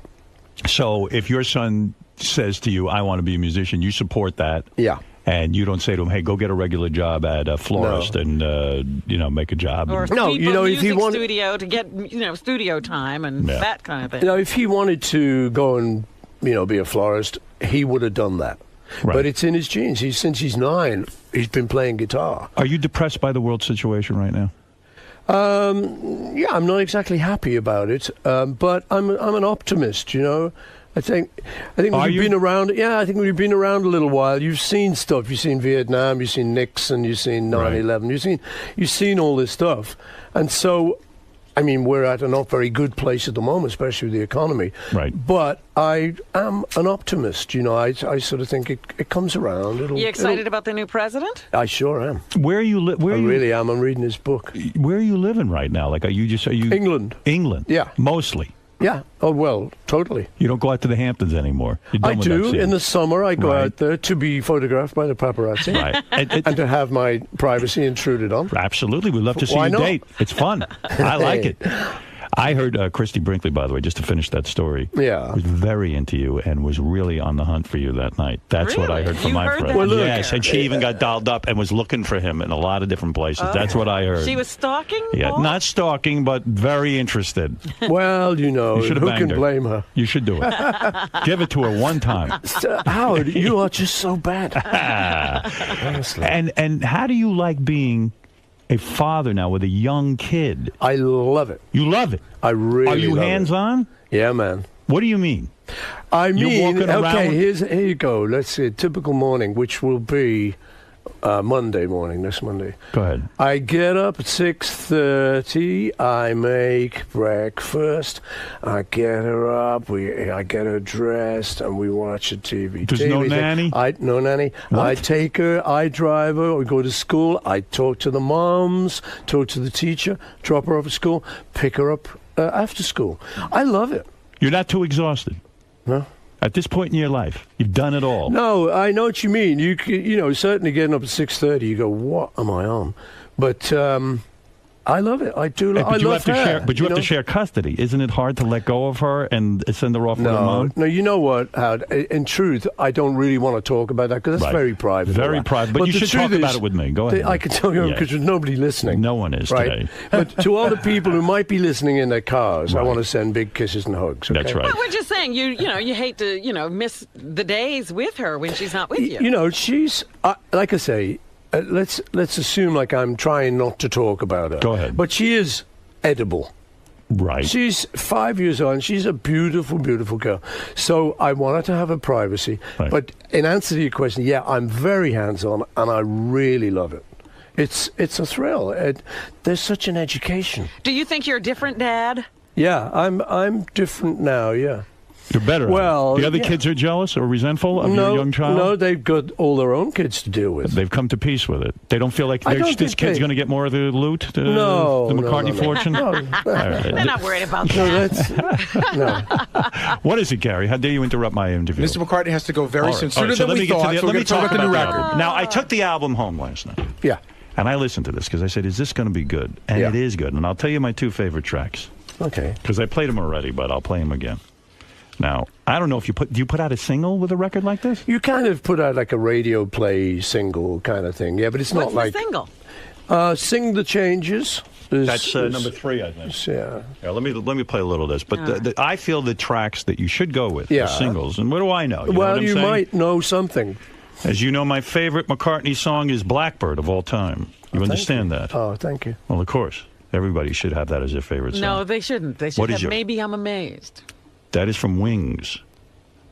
On the cusp. On the cusp of the Yeah, okay, Wings. all right. I like the two tracks, Or Hey Highway Jude. There's and Hey Jude, Light too. from Your Lighthouse. I feel you really hit the nail on the head with these tracks. Well, let me hear, Let's play them. What's the All right. single? All right, here's the single first, because I didn't play this Yeah. morning. I'm not saying this is a bad track. I like it. Yeah. I'm into it already. Listen want to to that dance. guitar. I love this. How could they just make this up in a day? Now, by the way, that's pretty impressive. Made up in a day. You're saying there's 13 tracks on the record, and you did each one in a day. Yeah. And I want to hear one of them now. Oh, okay.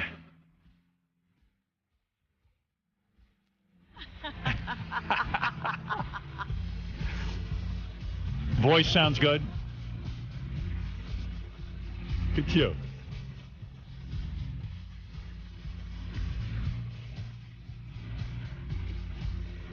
You're excited about a new record. Why not? Look at you. You want to go out and perform It's like you're this? 20 years old. Why don't you go out and perform some Yeah, of you these want to go out songs? and perform this? You What want are to you be doing? back on stage? I am performing it now on your show. Go. I didn't know you danced.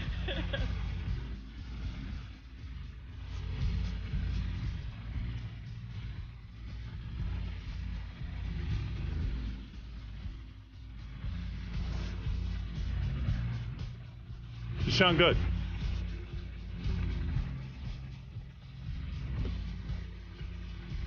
It's the heaven.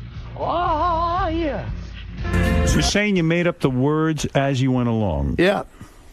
Yeah, it was... Doesn't that lead to regrets, though? I mean, don't you go, maybe I should have put more thought You into know it. what it's like? Improvisational theatre, improv, that I've heard about for years. You hear actors talking about it. And I always thought, I wonder what that'd be like, just making it up as you go along. And this is that. Yeah, you don't want to tinker with it at all while you're listening. Well, no, because once you do it, I mean, that's it. The whole idea is that you're kind of dredging up something from your subconscious. And so then you're just going, okay, now what is this? And actually, a journalist the other day from Rolling Stone was, he read me back the lyrics to this one. Yeah. and it sounded like a poem. I'm going, wow, because I've never heard them. I just made it up. We cut it and pasted it. The producer did, and I just go, yeah, that sounds nice. It's a good record. But Here the to lyrics me, are actually not bad. Here to me is your best track on here. I mean, it was based on one album. Listen, this is good. Very good riff here. I like this. And I like your voice on this. Highway. Yes. All right. Very good. Running to the night time, looking like a wreck. Got too many highlights and a rub bite on the neck. Looking for some come around. What's that sound?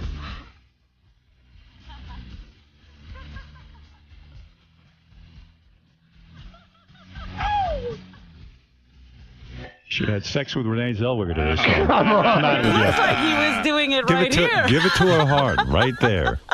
Wow. That's good. Howard, honestly. Let me that's good. And the other one I really like is, and I'll play these all the way through later, but because I got limited time with you. Here's this is another one. By the way, if my children are listening to this, don't listen to Howard. Ever? He can sometimes be a little vulgar. Don't grow up like this, children. Oh, come on. He's nice. He's lovable. But you love him. I do love him. Let me ask you a question. But not in that way. Did you have to go to your daughter Stella? She was very vocal against you getting married to your previous wife. Did you have to go to her and say, honey, you were right? No, we don't talk about stuff like that. You don't with the kids? You just get on with it. It's okay. You got a better attitude than I do. Do you play Guitar Hero? Do you play any of these video games? No. You've seen any of these new movies? I've seen them. Yeah, they're doing a Beatles one. They are. Yeah. You're okay with that? Can be quite cool. Yeah. Yoko said okay. We'll do one. Yeah. I would love to we all said okay. Yeah. No, it's going to be pretty cool actually. I might learn to be a Beatle. In the office, we were talking about how can you believe that they're still playing Beatles songs and young people are turned on to Beatles music? Oh, my kids love it. Did you ever dream in your No, we didn't think we'd go beyond a couple of years. That was the truth, because nobody did in those days. So we just suddenly, after a couple of years, we were like, oh, we're just starting. How about my daughter just finished, she just graduated college. She just finished a college class in the Beatles. Yeah. And loved it, like her favorite thing. Wow. Like a college class. I know. It's amazing. Insane. Yeah. Paul, you should let your kids grow up listening to Howard. I grew up listening to him, and look what happens. Yeah, well, see? Children, take a look at this guy. Paul, let me ask you He's something. lovable. Artie, this is Artie, Paul. Artie's struggling with drugs. You struggled with cocaine for a good year, right? True? When you were with the Beatles. I didn't struggle. I never heard that. Yes, Never heard drugs yes. with him. Paul struggled. Never heard drugs with him. He got arrested. I was a young man, and that was part of the picture at that time. But I would advocate young people not to do it. I know that. It's no good, man. Yeah, but how did you get off cocaine? You were addicted. Were you? I was not addicted. No, you were addicted. Why are you You were telling on me it for a addicted? year. Honestly. Everyone knows you were addicted. And why are you lying? You didn't know you were addicted, but You you know were what? I was actually very lucky because all this stuff is, as you know, and everyone knows in the world, the kids know particularly, it's a peer group thing. Yes. Suddenly it appears and somebody's doing it, and then you go, oh, and you don't have the wisdom to sort of say, no, I can stand back from this. But you tried heroin, too. No, not really. Yes. No, What I do you mean, didn't. not really? No, I didn't. Well, what happened was the same person I knew who had introduced me to coke. He did heroin, and he once sort of said to me, "Do you want to try it?" Right. And I just the fear. I just said no. Like snorting it, right? Or not? Yeah, no needles. Yeah. No, but John and Yoko got into it. Were you? I understand they did, but that was not when I was with them, so I don't want to That was kind of not say your anything. thing. That's I don't know. Right. No, but the good thing was that I kind of got really fed up of it. Because you can get easily fed up of it. Yes. Because it's a kind of. Oh, really? Because drug. I wasn't making a joke. I had read that for a year you did cocaine and you felt that you were addicted to it. No, I wasn't addicted to it. No, I sort of did it because it was like the thing everyone did, at that time. But I was very lucky because it was actually just before it broke mainstream.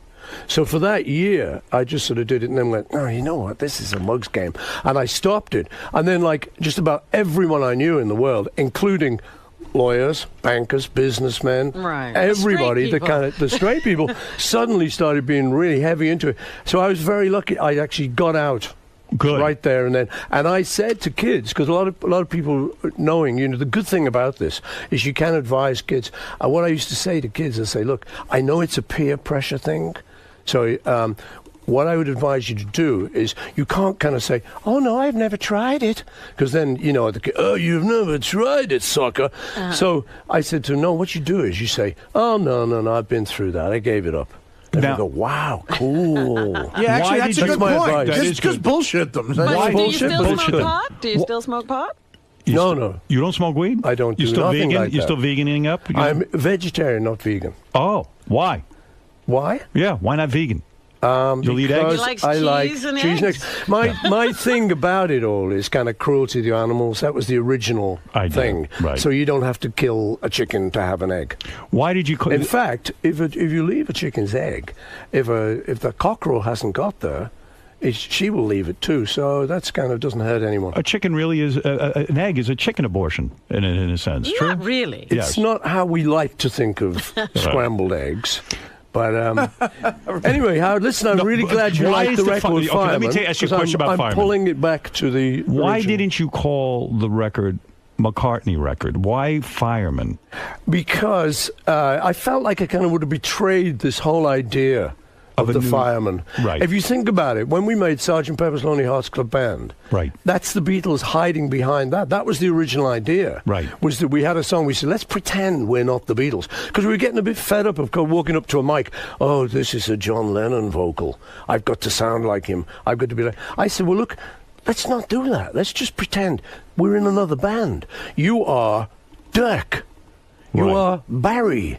You can go up to the mic and free yourself of all of that sort of baggage. But why Fireman? You can just do that. Why the name Fireman? Fireman, I like... I work in the woods sometimes. It's a little hobby of mine. I make You trails. walk in the woods? I make trails in the woods with my chainsaw. That's what you're busy with? It's a balancing thing.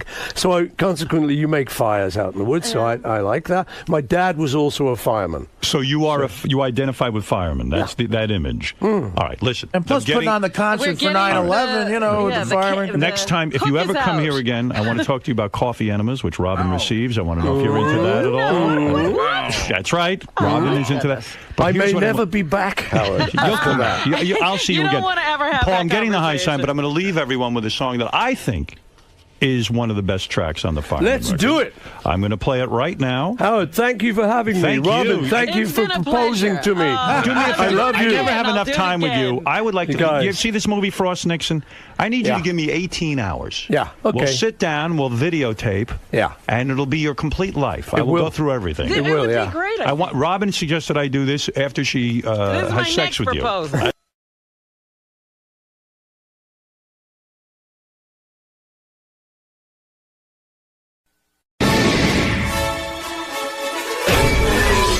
This is a Howard TV original production.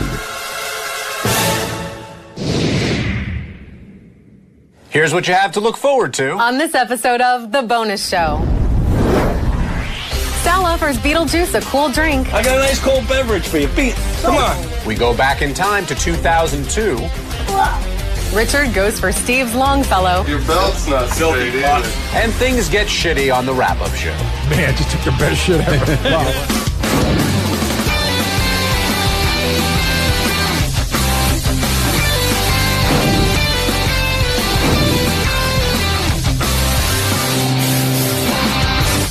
Hello, Stern fans, and welcome to The Bonus Show, a weekly update of all the great behind-the-scenes moments you can't see anywhere else. I'm John Hine. And I'm Rachel Fine.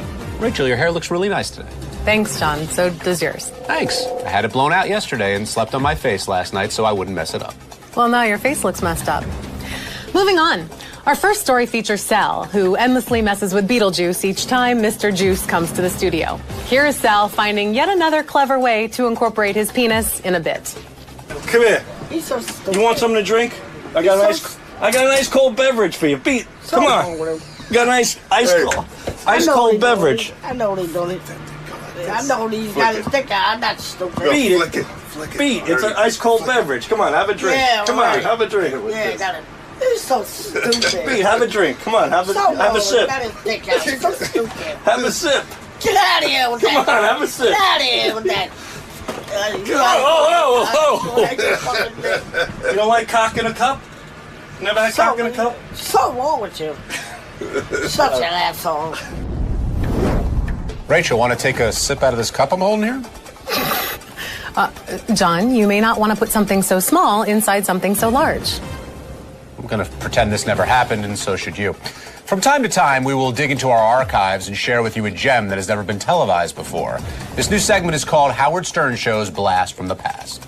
The Howard Stern Show's Blast from the Past. Favor, show me a little bit of your kung fu fighting. How do you do it? How we do? How do you do your kung fu fighting? You want to do it, John? Wait, here, wait. Ready? Oh, oh, oh. Yeah. There you go. You know, those guys are from Reading, Pennsylvania, the same hometown as the late whackpacker Bigfoot and the Siamese twins. I would strongly advise the people of Reading to stop drinking water from the tap. You know, John, I think Richard Christie might be from Reading as well, because there is something very wrong with him. You like this tie, huh? Yeah. It's my, is it a clip-on? Come on, listen. No, easy. Pause off. Come on, Pause off. You're too tight. Come on. Let's listen up. Have a little fun. It's a comedy show. Come on. Pause off. Other than that, how you been? I'm good. How you doing? Let's listen that up a little. Come on. See, if the camera weren't on, you wouldn't be doing this, would you? I'd still be doing it. You're just a camera hog. Yeah, well, since the camera's on, maybe I'll try and grab that big pecker. Get away from me, you freak. Come on. Your butt's not this is on. See ya. Your belt's not Filthy straight pot. either. Your belt's... Hey, Sal's calling. He's getting jealous. Oh, your pocket's not buttoned. Get away from my wallet, you freak. I wasn't grabbing for your wallet. Yes, you were. I don't know what's bigger, your wallet or your... All right. John, our next clip features a regular on the Stern Show, Andrew Dice Clay. That's right, Rachel, and apparently no one is safe from the wrath of the Dice Man. Not even our interns. Andrew, I just need you to sign the release form. Need your initial on the front and the back. What do I say? Right here, and then on the flip side. Take the tip off. Another guy don't know what he's doing. I would explain it as this is basically what you're saying, that you're giving up your consent of anything that is said on air. It's your responsibility. Anything that is... Well, how would I know till I say it? Well, you've been on the show before, so you know No, how but what it I'm goes. saying is, you shouldn't even say anything when you give somebody this, because then they think about it. Like, I'm giving up consent to anything I'm saying. What if I say something I don't like? What are you going to do about that? Well, nothing. You're going to give me the paper back? No, right? No. So basically what you're saying is if I call myself an asshole, that's what they're allowed to say. Yeah, you're allowed to call yourself an asshole if you wanted to. But what if I call you an asshole? Will you like that? All this is unimportant because I never saw all Yeah, that. Ronnie actually told me I don't have to. Exactly, because Ronnie knows. Yeah. Because Ronnie's been with Howard. He knows the drill. Yeah, I just need your signature on the front. You're a jerk-off head, asshole head. All right, come on, let's make up. Obviously, we got off to a bad start. Nah, it was all good. It's all good. All right, forget it. Oh, Rachel, Dice stole my little pet name for you. I guess I'm gonna have to come up with a new one. You do that, John. Now, as most of you can imagine, donning a beaver suit and reviewing technology is not an easy task. It's even harder when you're being berated.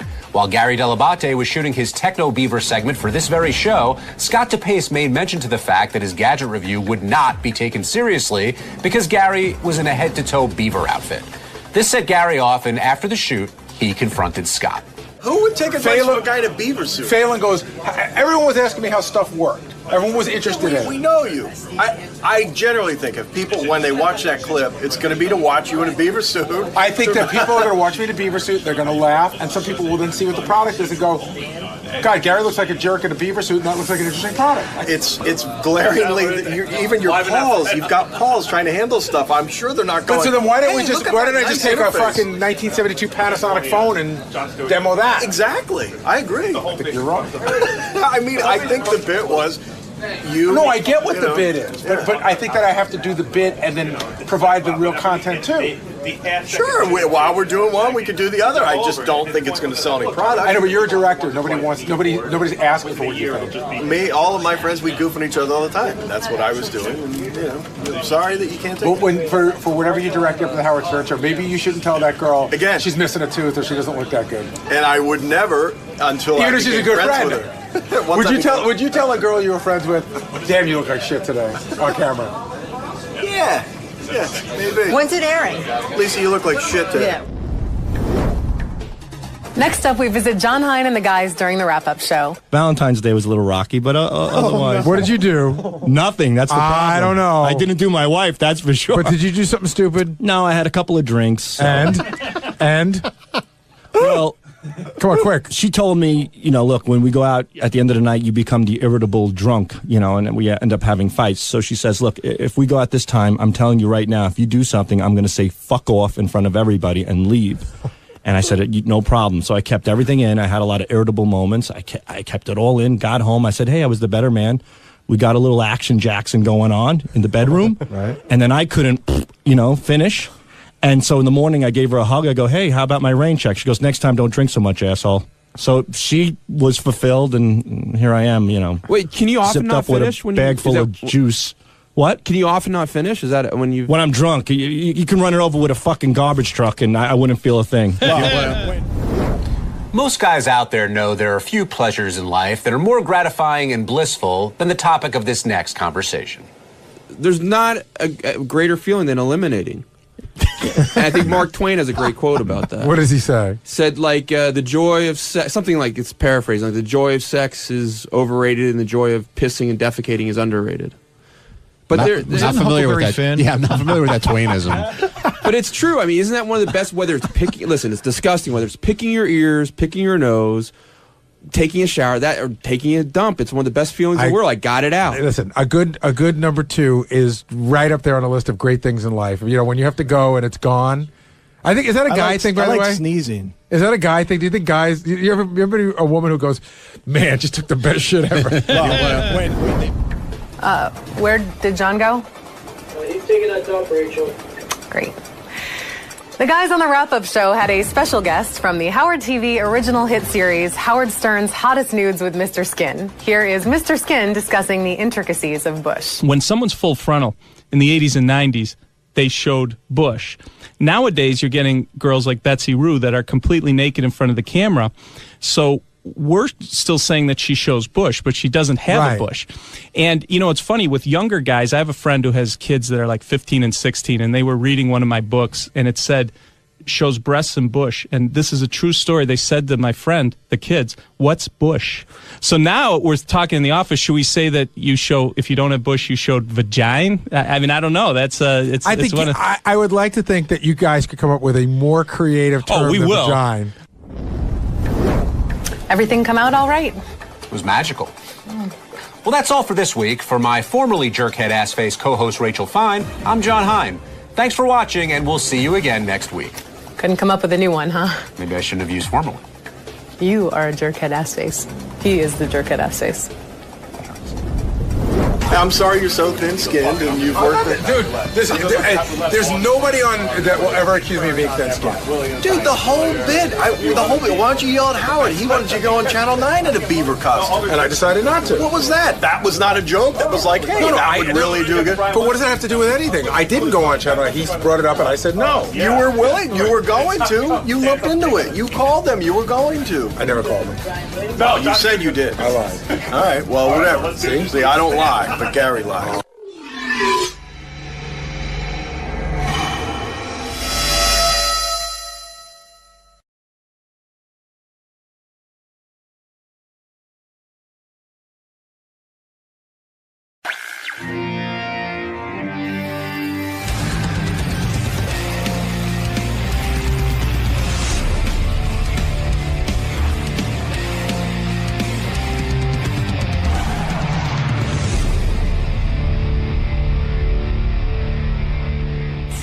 By the way, Richie Wilson, and congratulations to him and Rachel Fine. Yes. They got married on Saturday. Tied the knot. Tied the knot. I was not there, but I sent a very substantial gift, I feel. And, which is better than me being there. But a couple of people taped stuff, and I got to tell you, like as goofy as Ronnie used to be getting drunk, the new show Drunk is John Lieberman, the news guy. Really? Oh my God. He's wilder than Ronnie? Yeah. Wow. Hold on, let me get What's to it. his deal? He's out of his fucking mind. Remember, like at the Christmas party, he was dancing wildly. Yeah. You know, like I throw a Christmas party for the staff every year. Go to a really nice restaurant and we eat and drink. And John's like that guy who's like a big klutzy dancer, but insists on dancing. Like he's jumping all over. So is Ronnie. Ronnie's like weirdly uncoordinated and can't dance. Right. Ronnie will knock you over. Yeah, but he's really uncoordinated, Ronnie. And so is like John Lieberman. They both have that same weird dancing style where they're not even dancing. They're like just They're kind sort of jumping and bumping. Yeah, it doesn't look like fun what they're doing. It looks awful, like a misery. So John Lieberman really got tanked, and he was just look at him dancing. Can you see that monitor? Look, it's like there's no sense of rhythm. That is not dancing. And he's dancing with high-pitched mic, showing that he likes gay people. I like gay people, but it's not necessary to dance. You're not going to dance with a gay person? I actually danced with Mike at the Christmas party, so Did you? Yeah. But he happens to be a good dancer. He fits well into my shoulder. Really? Yeah. Anyway. Does he let you lead, or do you let him No, I lead. I'm the man in that relationship. We slow dance. But, John Lieberman, he is whacked out of his skull. Let me play you some tape. What did he do? Oh, he's just out of control. Like, guys, where is that? Because I'm having a hard time finding it. Because I usually expect Ronnie. In orange, sorry. JD1 in orange. Yeah, Ronnie's usually the fool. Yeah, I expect to hear Ronnie stories on a day like this. No, Ronnie's like Mr. Cool now that he's kind of thinks he's a star. I hate to say this. I think he thinks he's me. Like he gets up on, like he just. What are you talking about? I don't know. He's just so weird. So weird. What do you mean it's weird? What is it? Are you out of your mind? Like it's Ronnie Superstar. Mr. Like Rico. I was Suave. trying to be good. It was. You were better than John Lieberman. I was in the wedding party, so I was trying to act like we all had a good time. That's all. And watching you dance is the funniest thing. Yeah, okay. You were dancing with that girl with the tattoos on her arms, and you're throwing her around. It's almost like you're going to. She wanted to. She was drunk. We were all fucking having a good time. What's wrong with that? I mean, yeah, but you're so. Rough with them. You're throwing her around the floor. She loved it, man. She did. I swear to God. She kept following me around and saying, come on, let's dance some more. Yeah, Lieberman was a fucking mess, man. He made you look normal. I know, man. That's the new Ronnie Mund. Yeah, huh? I cracked up. Here's John Lieberman screaming. They wouldn't play the Billy Joel song. What did he want to hear? Oh, Empire State of Mind? What is that? It's Billy Joel. Billy Joel, right? Yeah, it's Billy Joel. I thought it's New York State of Mind. That other song. It's a Jay-Z song. That's what I thought. Yeah, Empire State of Mind. Yeah, the one with Jay-Z and Alicia Keys. Alicia, whatever fuck her name is. Here's John Lieberman screaming for that song. You're trying to get pizza. Say what you just said. Say what you just said. I want Empire State of Mind, bitches. What? Off the record. Off the record. Come on. Off the record. I want Empire State of Mind. Sal, I want Empire State of fucking Mind. It doesn't even sound like him. No, his whole voice has changed. I think he has a special dance for Empire State of Mind. Oh, he's got a special dance for everything, man. And his voice, he sounds like he's possessed. It sounds like it sounds like Reagan from The Exorcist. Yeah, it sounds like it's on high speed, but it's not. Yeah, fuck him. Hey, John Lieberman, what do you think of Jameson liquor? Never heard of it. You fucking pieces. I'll kill you. Are we playing Empire State of Mind or not? Does this guy have a fucking... I asked for him. Like, is he a guy that looks like he'd be into... Empire State of Mind. He needs that song. And what's that song playing in the background called? I didn't hear it. Isn't that the Amy Winehouse? No. Listen. Dude, I asked for Empire State of Mind, and I want the song played. Jay-Z, Brooklyn Nets, it's a fucking inauguration. That's what I'm saying. How can you even hear it with him? Yeah, you can't even hear the song. I am officially old. I hate weddings. I hate all that noise. I hate people yelling and drinking. I just want to be alone. Where is John? How come he's not in here? I don't know. Probably still hungover. No, he's here. His eyes are a little bloodshot, but he's here. What is it, JD? I know the song playing in the background. What is that? It's some Amy Winehouse song, but it is Amy Winehouse. It's the theme to this show called Secret Diaries of a Call Girl. There he is, Ronnie Mund. Party animal. But John, I think if he was one of these, like you're the guy who ruins his reputation at the office party, because I think he was one of these like solid news guys who's not a fucking maniac, and like your true colors come out at these things. Look, here's the thing. Now he's all sedate. Here's the thing. I have a bad habit of, I don't drink often. Right. But when I do go out, you know, once every few months, couple months, I tend to have too much to drink, and Your girlfriend is like mortified by you, like you want to dance and she doesn't because she's embarrassed by how you dance, and then she lets him go up on the dance floor and he just makes a complete fucking ass out of him. She stood in the corner the whole night away from him. Look, let me just clarify. I don't want to sound like Tim, but I work very hard during the week, very hard. You do. And sometimes I have to let loose. So I apologize to Richie and Rachel because I didn't want to take the focus away from them on their special day. You did. And so I feel bad about that. That being said, I think everybody can relate to getting drunk at a wedding and yelling and dancing like crazy. But I'm not a mini Ronnie Mund. Oh, yes, you are. Oh, you're worse. Listen to the goddamn tape. Hey, but no wonder you're two a mess. don't get along. And to be fair, they were egging me on too. I mean, they're putting microphones in my face. They're throwing me softballs. I mean, you know. And but John, I'm not going to make an excuse. Right. I made an ass out of myself, and I apologize to Richie and Rachel. Here's John talking about his coworker Lisa G, and I thought your lips were a little loose here. Lisa G annoys me the most because she reads to me the Post every morning and I know news. I don't want to talk about the latest celebrity who was caught with no underwear on. I don't want to talk about the latest celebrity who's dancing with another guy. I want to talk about news. What does my audience, our audience, care about? They don't want to hear about red carpets and this and that. They want to hear about what fights are going on, who's shitting in a bathroom. Let me ask you this. Let me finish out. All right, Steve. Not Steve. John. I mean, when you hear that, John. Lieberman.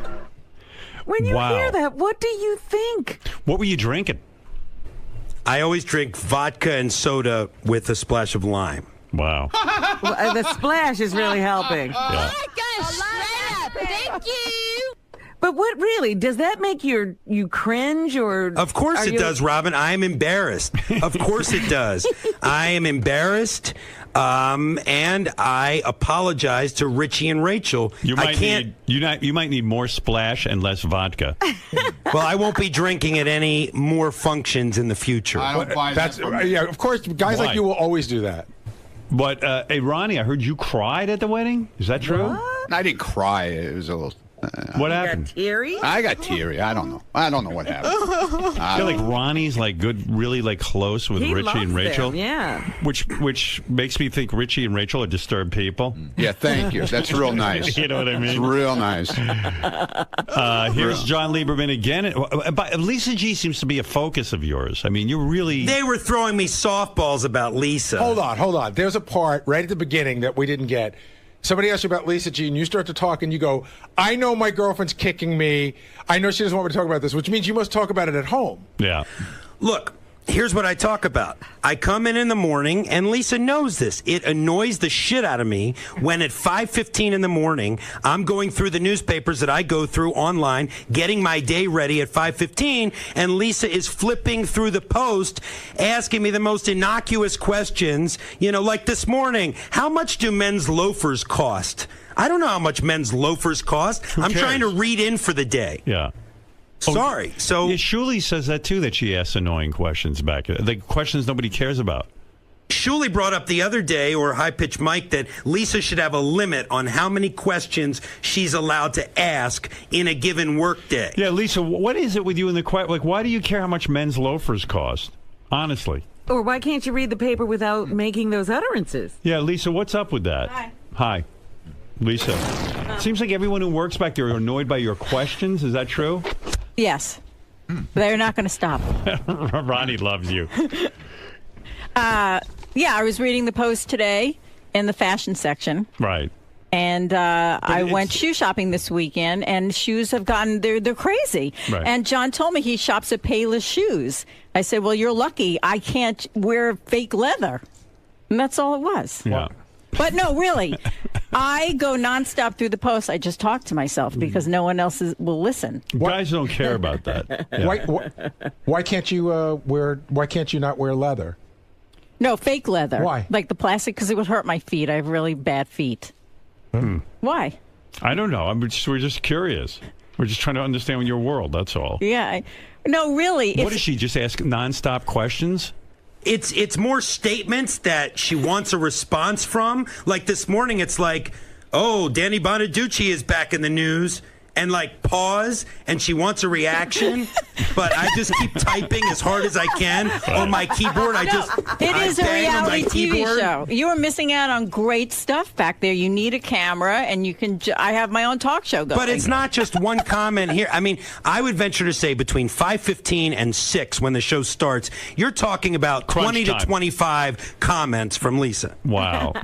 I think Shuli once taped all of Lisa's comments or something. I know he keeps a list. He keeps a list. It's like the top 30 dumbest things Lisa's ever said. Where's Shuli's list? Hey, Shuli, where's your list of Lisa questions? Did you stop that, or do you still do it? Go over there. Well, John's just deflecting. He's just deflecting. Oh, it is interesting. We'll get back to his drunken tape. So I have here, Howard, we have a Twitter page that we set up, Michael and I, High Pitch Mike, called Lisa G-isms. Right.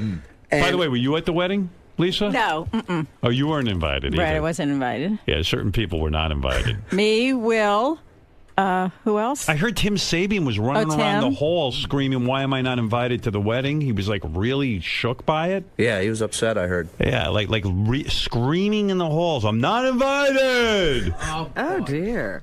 What was that about, Richie, with Tim Sabian? You know what the weird thing is? There were over 20 people not invited, not just the 4 that were singled out on the air. There was over 20. I understand, but Tim took it real hard from what I'm hearing. He didn't act that way towards me. He was happy. I heard he was screaming. And who wrote me that note that Tim was screaming in the hall? I think Sal wrote it. Oh, Sal wrote it. Yeah. Yeah. On Muldred, I saw it. Yeah. News to me. Sal, what was Tim going on? apparently really likes weddings. Dude, he was like a baboon on fire. He was. What is this? Scott Salem was invited, but I fucking wasn't. And he's screaming, going up and down. Will, were you invited? And I'm telling you. You really wanted to be. You really wanted to be. I says, what are you guys doing this weekend? Everyone would say, oh, we're going to the wedding. I'm like, oh, really? I'm not going to the wedding. What are you doing, Will? Will and I didn't go to the wedding. I'm just busting chops. So what'd you do for the weekend? Watch the Ryder's Cup. Oh, yeah? Yeah. I watched Baba Booey. I called Gary. I said, this is insanity. Yeah, the Baba Booey's. Yeah, it makes it fun, though, doesn't it? It was great. Because you kept watching, the next shot to see if somebody would, scream it out. Hey, by the way, you are ruining my life, Tim, because... Why? I'll tell you why. I have people, everyone's involved with it. Remember when you shit in the bathroom and it was all over the walls? So everyone says to me, how did he do it? Like, you've never revealed, really, were you standing? I mean, I got to know what position you were in. I was sick, Howard. No, I know that. And I didn't shit in the bathroom. I was so sick. No, I didn't shit on the wall. You did, you shit on the wall. I think that you over-exaggerated we have the entire... pictures of it. Well, Howard, I got to be very, very clear. I think that there was marks on the wall prior to... All right, fine. Tell me how you did it. I was literally. I think I had food poisoning or something. No, I Tim, ran in you're not there. hearing my question. Were you standing? I couldn't get my pants off fast enough. Right. So you were caught standing. Is that what happened? In motion, I think. Mid-shit. So your ass wasn't on the seat. About to. Right. And so what happened was then it sprayed out. I don't know. It was just a blur. But I did clean up. Like, to me, based on the pattern, you would have to be on your back with your asshole pointed at the wall to go. Like, I mean, I don't mean to look ruin at it. Look at where it is. Howard, I don't mean to ruin your life, but I just. You're ruining my life. I'm so sorry. Just take me through it. How you did it. I am so sorry. I don't know. It was such a. I swear to God. Would you do me a favor? Just show me. Reenact what you did. I ran into the bathroom. Go ahead. And I couldn't get my pants off fast enough. Right. They were stuck like you couldn't get them down, and so you're standing. No, he was going to go. I don't Did know. the shit get all over your pants? No. Is that true? I swear to God, yeah. Otherwise, I would have went home and changed. How did it spray into the wall? I don't know. I'm telling you, I was never You so don't know. violently ill in my No, life. I get that. Stop Okay, saying that. all right. I want to know the trajectory. Can we of get your- back to the wedding? I can't. No, let's stay on Shitgate. So, right. All right. You know what we have to do? We have to bring in one of those forensic people. Yeah, like who Dexter. They take splatter, Yeah, and then like they tell you how it got there. You know what I love, Howard? We have the pictures of the crime scene. We can see the splatter. Is people who've been in like traumatic experiences, they go, "It was all a blur. I don't remember." Yeah. He's saying the same thing about his shit. Like people who've been raped go, Yeah, I don't know exactly what happened. Yeah, Don't we have guests today coming in? I mean, come on. Later. We got 45 minutes yet.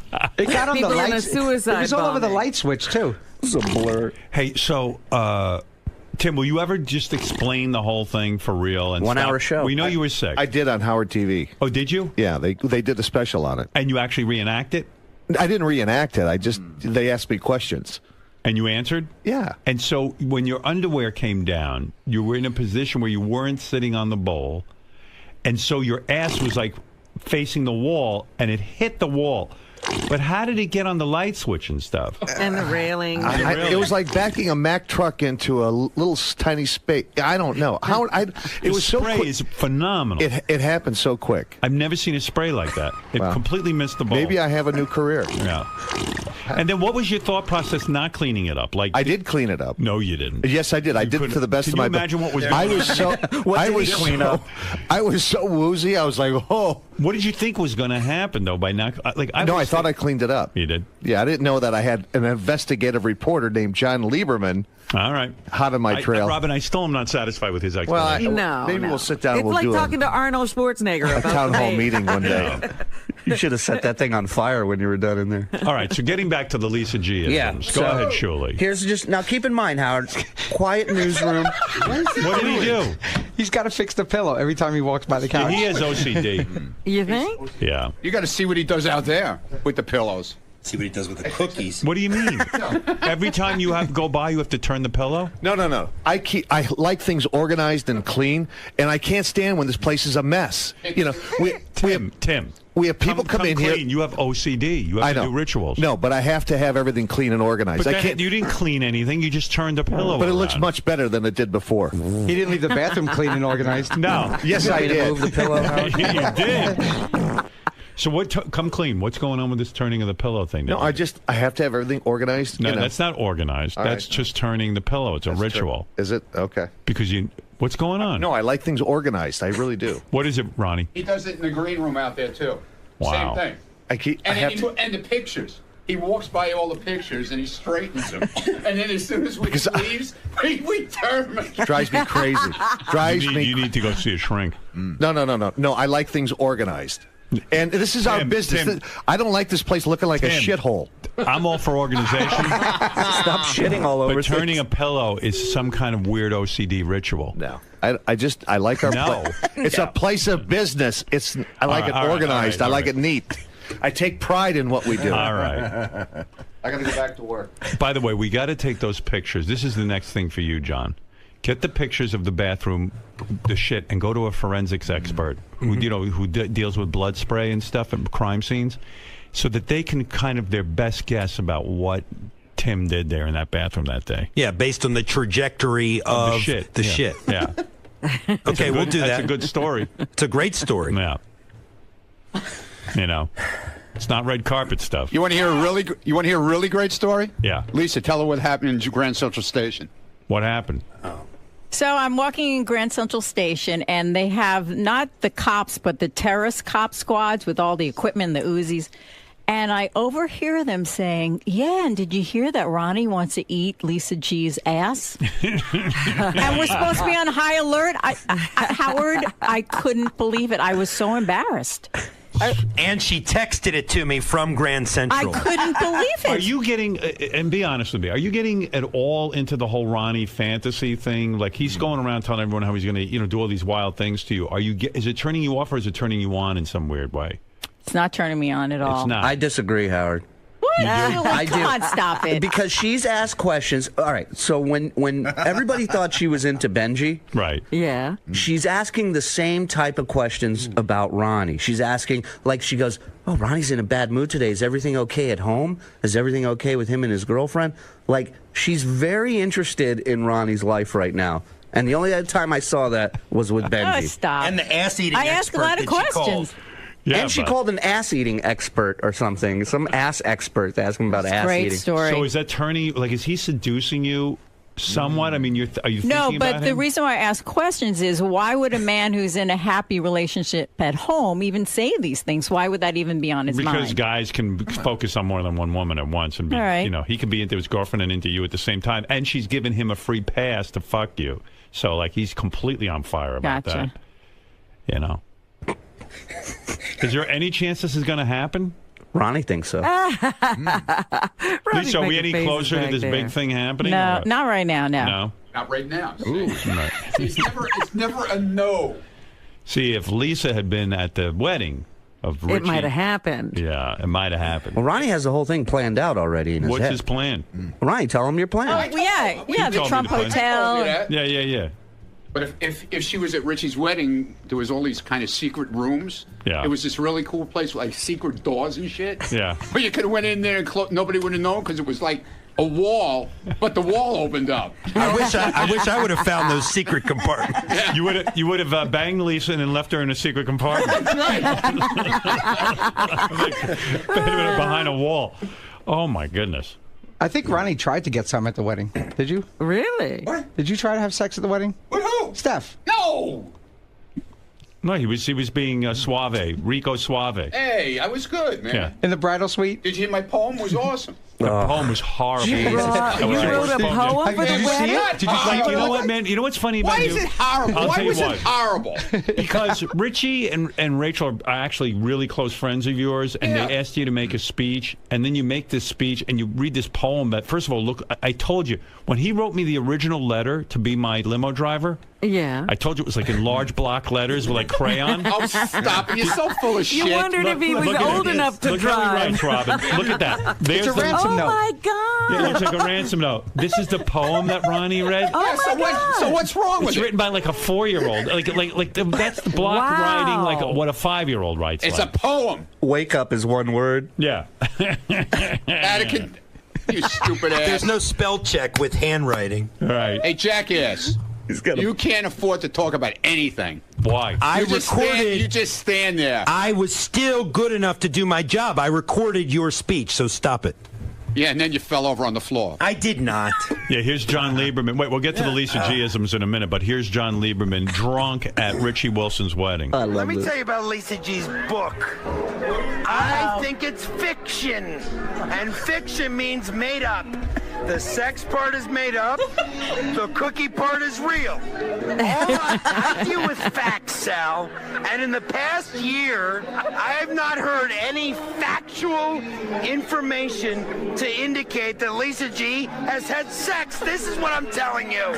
She talks about her cat and she talks about cookies. This is all I can tell you. Perhaps, let me finish, Sal.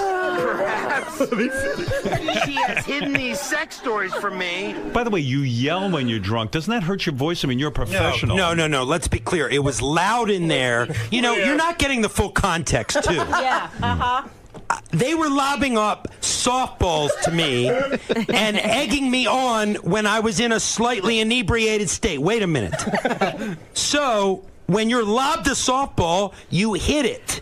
And nothing I said was not factual, number one. What is it, JD? What do you want I to was going to say, he said he was able to do his job. Later on in the night, when Stephanie caught the bouquet, he was so out of control, he couldn't ask a simple question. I had to take over from the interview. Play the clip. I was interviewing Stephanie about marrying. You know what?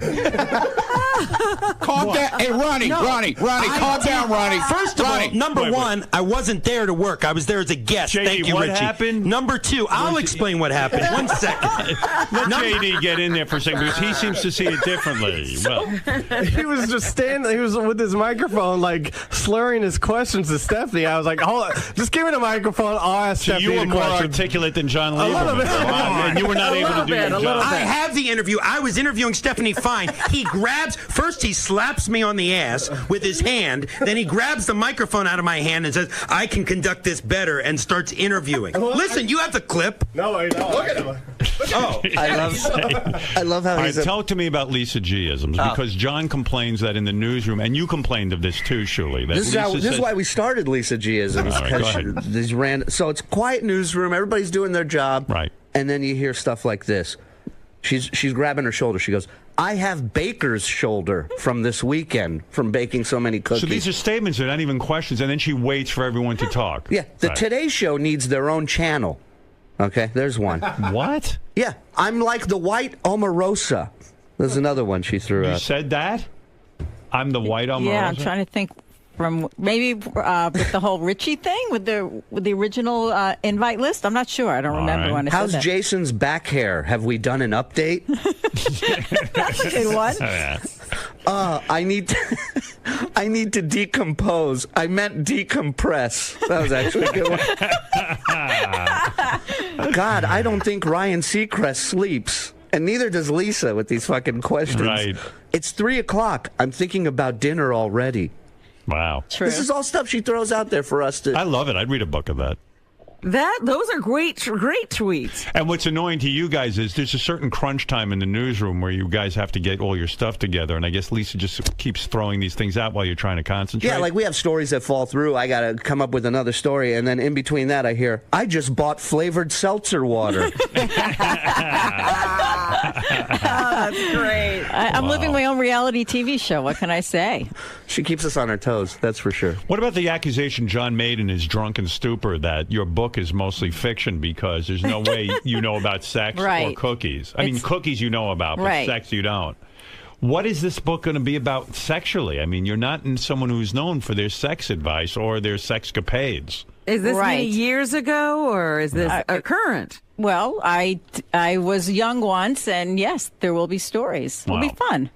Like the Carol Miller book where, she I didn't read her book. Well, she went out with guys from Aerosmith. Being in radio, she got introduced to a lot of radio, a lot of rock stars and stuff. And, Yeah. No, it's not about rock stars. It's just about my life, the sexcapades I had. Part of it. She told us that we asked her on the wrap-up show, can you give us an idea? And she just said spanking. And we said, you get spanked, you spank someone? She goes, I'm not saying until the book comes out. So this is going to be a very controversial book because this is going to change your image. Most people think of you as this, sort of prudish Right, newswoman. that I sit at home with my Right. cat and the violin. And the violin. And suddenly now... It'll be fun. Now we're going to be reading specific sexual escapades. Yeah. Yeah. It'll be fun. It's Wow. not 50 Shades of Grey. I was going to say, it's Lisa's 50 Shades Yeah, of Grey. it's 15 Shades of Do Grey. you think this is made up, John, or do you think it's legitimate? I think excuse me. I told you, these guys fuck their voices up with these. No, my voice is fine. Yeah. I think that now that I have the explanation, I think, as Lisa said, it's mostly historical stories, nothing recent But how in the past wild- year and a half since I've known her. How wild does it get? What is the whole spanking thing? Were you tied up when this happened? I'm not saying that's just part of the story. Did you overhear a neighbor spanking somebody while you were making cookies? Crazy. Did you ever have one-night stands that you'll be talking about? There'll be some good stories. Wow, good for you. Okay, we look forward to the book. It sounds like it's going to be explosive, more explosive than Tim shitting. I'm sitting here wondering if John can make the voice that he made while he was drunk at the wedding. You know what he sounds like in wrestling, the managers for like the tag teams, the guys who are screaming out Yeah. stuff. That's what he sounds like. Hey, Howard. Yeah, I mean, it's uncomfortable. Say what you just said. Say what you just said. I want Empire State of Mind, bitches. Let me explain Empire State of Mind. I had just read a piece in the New York Times about Jay-Z's first show at Barclays. And I thought it was a very touching review of Jay-Z coming back home. So I had Jay-Z on my mind at the wedding, and I wanted to hear Empire State of Like you're Mind. the last guy we would think would be obsessed with Jay-Z. I enjoy Jay-Z. Yes. There's one other thing that a bunch of the guys pointed out to me, and Shuli says this happens when John gets stressed out in the newsroom, but this happened the other night when he was drunk. He scratches his face to the point where it's almost like self-mutilation. I want to show you this picture. Let me see. Oh, my God. You are bleeding off John's from a your cutter. forehead. Why do you do that? I have sensitive skin. And when my forehead itches, I scratch it, and it becomes red. It's not self-mutilation. It's sensitive skin. But Julie says it's like a stress. Like he'll come into the newsroom when he's particularly stressed out. And he's all scratched up. Like You know, it's funny. I do that too. There's a certain person that whenever I talk to them on the phone, I actually had to stop talking to them on the phone. I would start to scratch my skin so hard it would bleed. Really? Like that, yeah, because they were driving me nuts. So, I mean, I don't know. I mean, if you're, you know, whatever you're doing there, you got to really examine it. Guess we got to get rid of Lisa. I'm kidding. You think it's Lisa who's It's a making joke. You No, weren't it's a at- joke. You weren't at the wedding with Lisa. I have sensitive skin. That's Yeah, you got sensitive skin. Ronnie, just stop it, will you? Do you guys want to hear Ronnie's poem that he read? Yeah. Yes, I do. So Richie, again, we're at Richie's wedding with beautiful Rachel Fine. How was the wedding night, my man? Did you have a good time? Yeah, I mean, you guys have been living together forever. So. Yeah, it was a really great night. Do you end magical. up fucking, or do you like, hey, we fucking up? No, we did. You did. After the ceremony, we went back to the hotel, screwed around, then we went to an after party. You wear rubber? No. So what'd you do? Just pull out? No. So you came inside her. So you're already trying to have kids. Oh, she's on the look at how pill. beautiful she's on the, she looks. Yeah, she did look beautiful. I like her dress. She looked very beautiful. Aw. Yeah, You and no look one can very figure good. out why she married you. Neither can I. I mean, it's crazy. I still can't figure It's really crazy. It's like Stockholm Syndrome. She's way into you. The shit you put her through, and she married you anyway, Yeah. man. Good girl. Good for you. You must fuck like a dog. Good girl, man. Good for you. You must Like eat a ass. dog. What does that mean?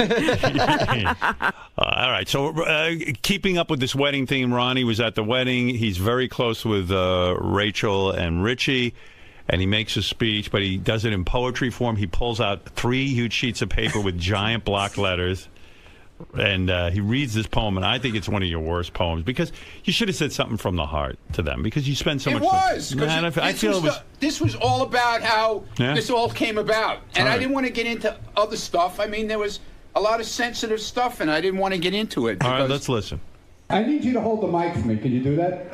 Because I got this envelope with a speech in it, and I have to open it. It's all sealed.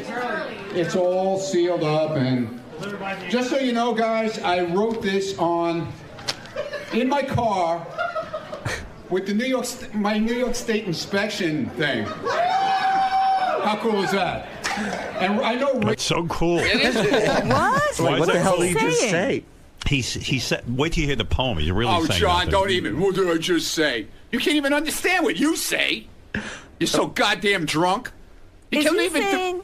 Did I not do my job that No, night? you didn't. I didn't do my job. What Fucking didn't I JD do? had to do I your wasn't job. even there to work. JD had to do your job. Ronnie, I'm not going to get into this with you right now. Yeah, don't, because you know you're wrong. Look at your face. Look how angry you're getting. I am Look angry at you. because I do my job. Even drunkenly. Yeah, well, hey, if you were doing your job, you shouldn't have been drinking. I was You shouldn't there have been as a drinking. guest. I wasn't even there well, to you work, just said Ronnie. you're doing your job. What I meant was, Well, then shut the despite fuck that up. I was Shut the there. fuck up, All right, dude. let's get to the poem. Let's The get to fuck the is poem. wrong You're with you? upsetting your sensitive skin. Calm down. You're going to start scratching. Calm down. No, really.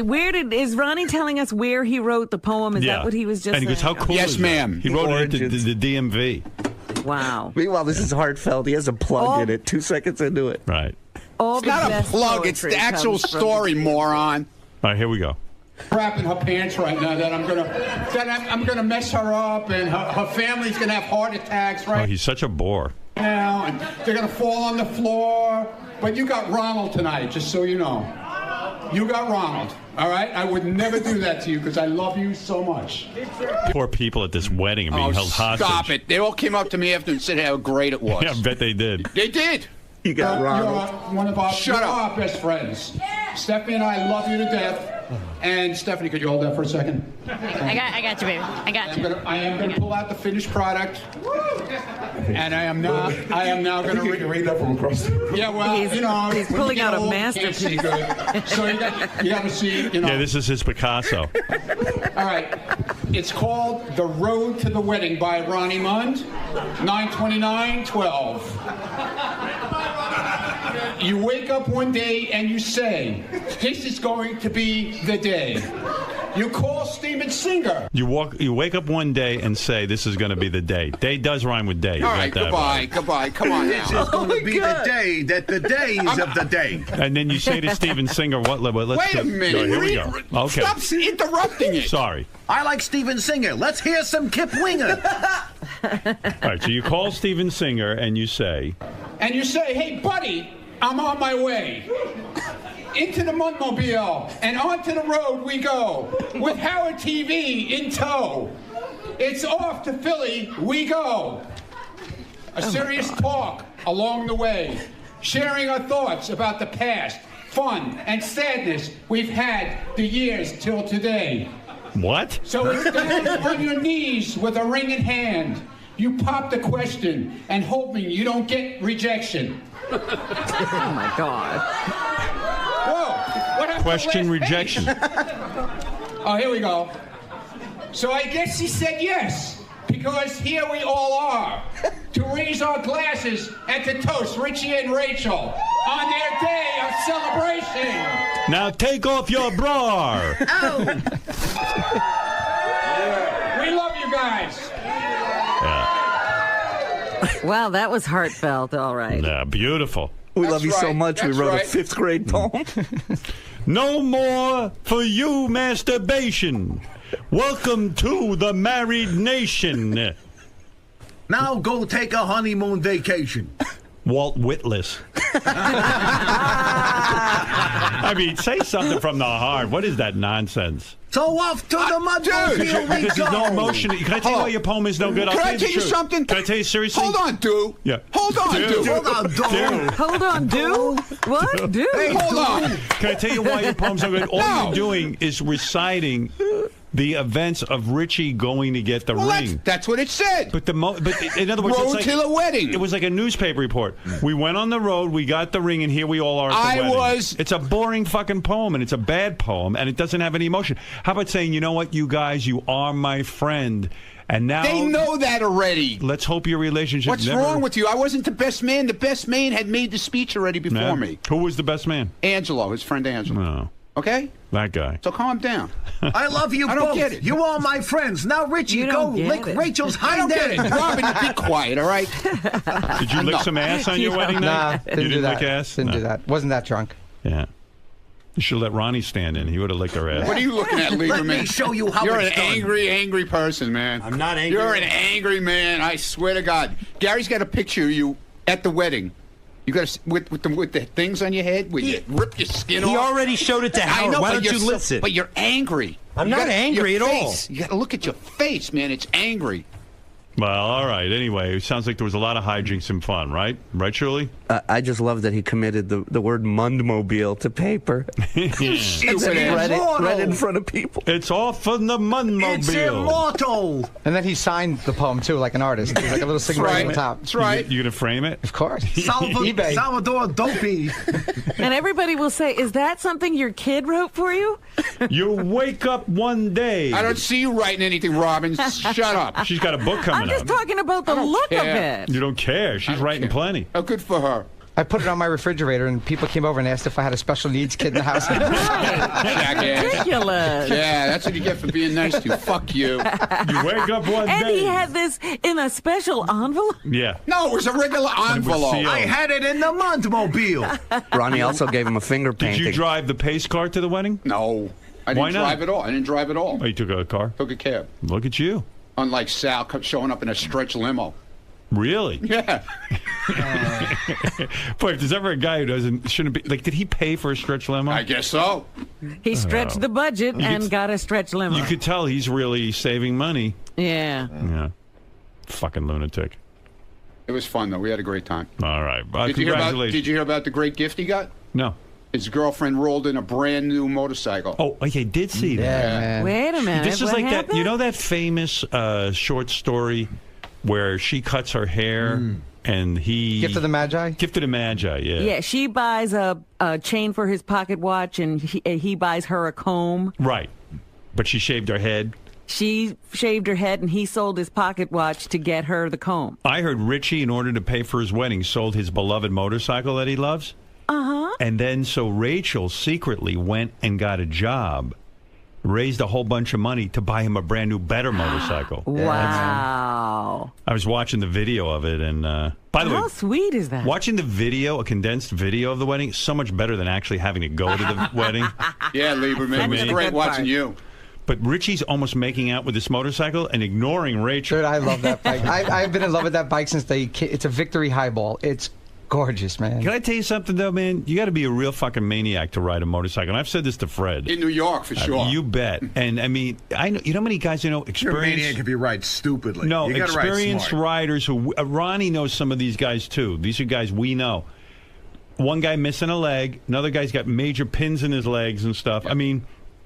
Even if you're the most expert rider, it's everybody else. There's definitely a risk on the road. Most accidents are from other people. That's right. So what the fuck are you it's doing? not you. You got to worry about everybody else. Sounds like you're gonna have a great life with your wife. Maybe have a kid or something. I don't know. Why don't you fucking chill? I don't know. I love that bike. You know what? I love a lot of things I gave up. Be like Ronnie. Just put it on a trailer and drive it around. And lick it. I drive my car, Robin. Display it.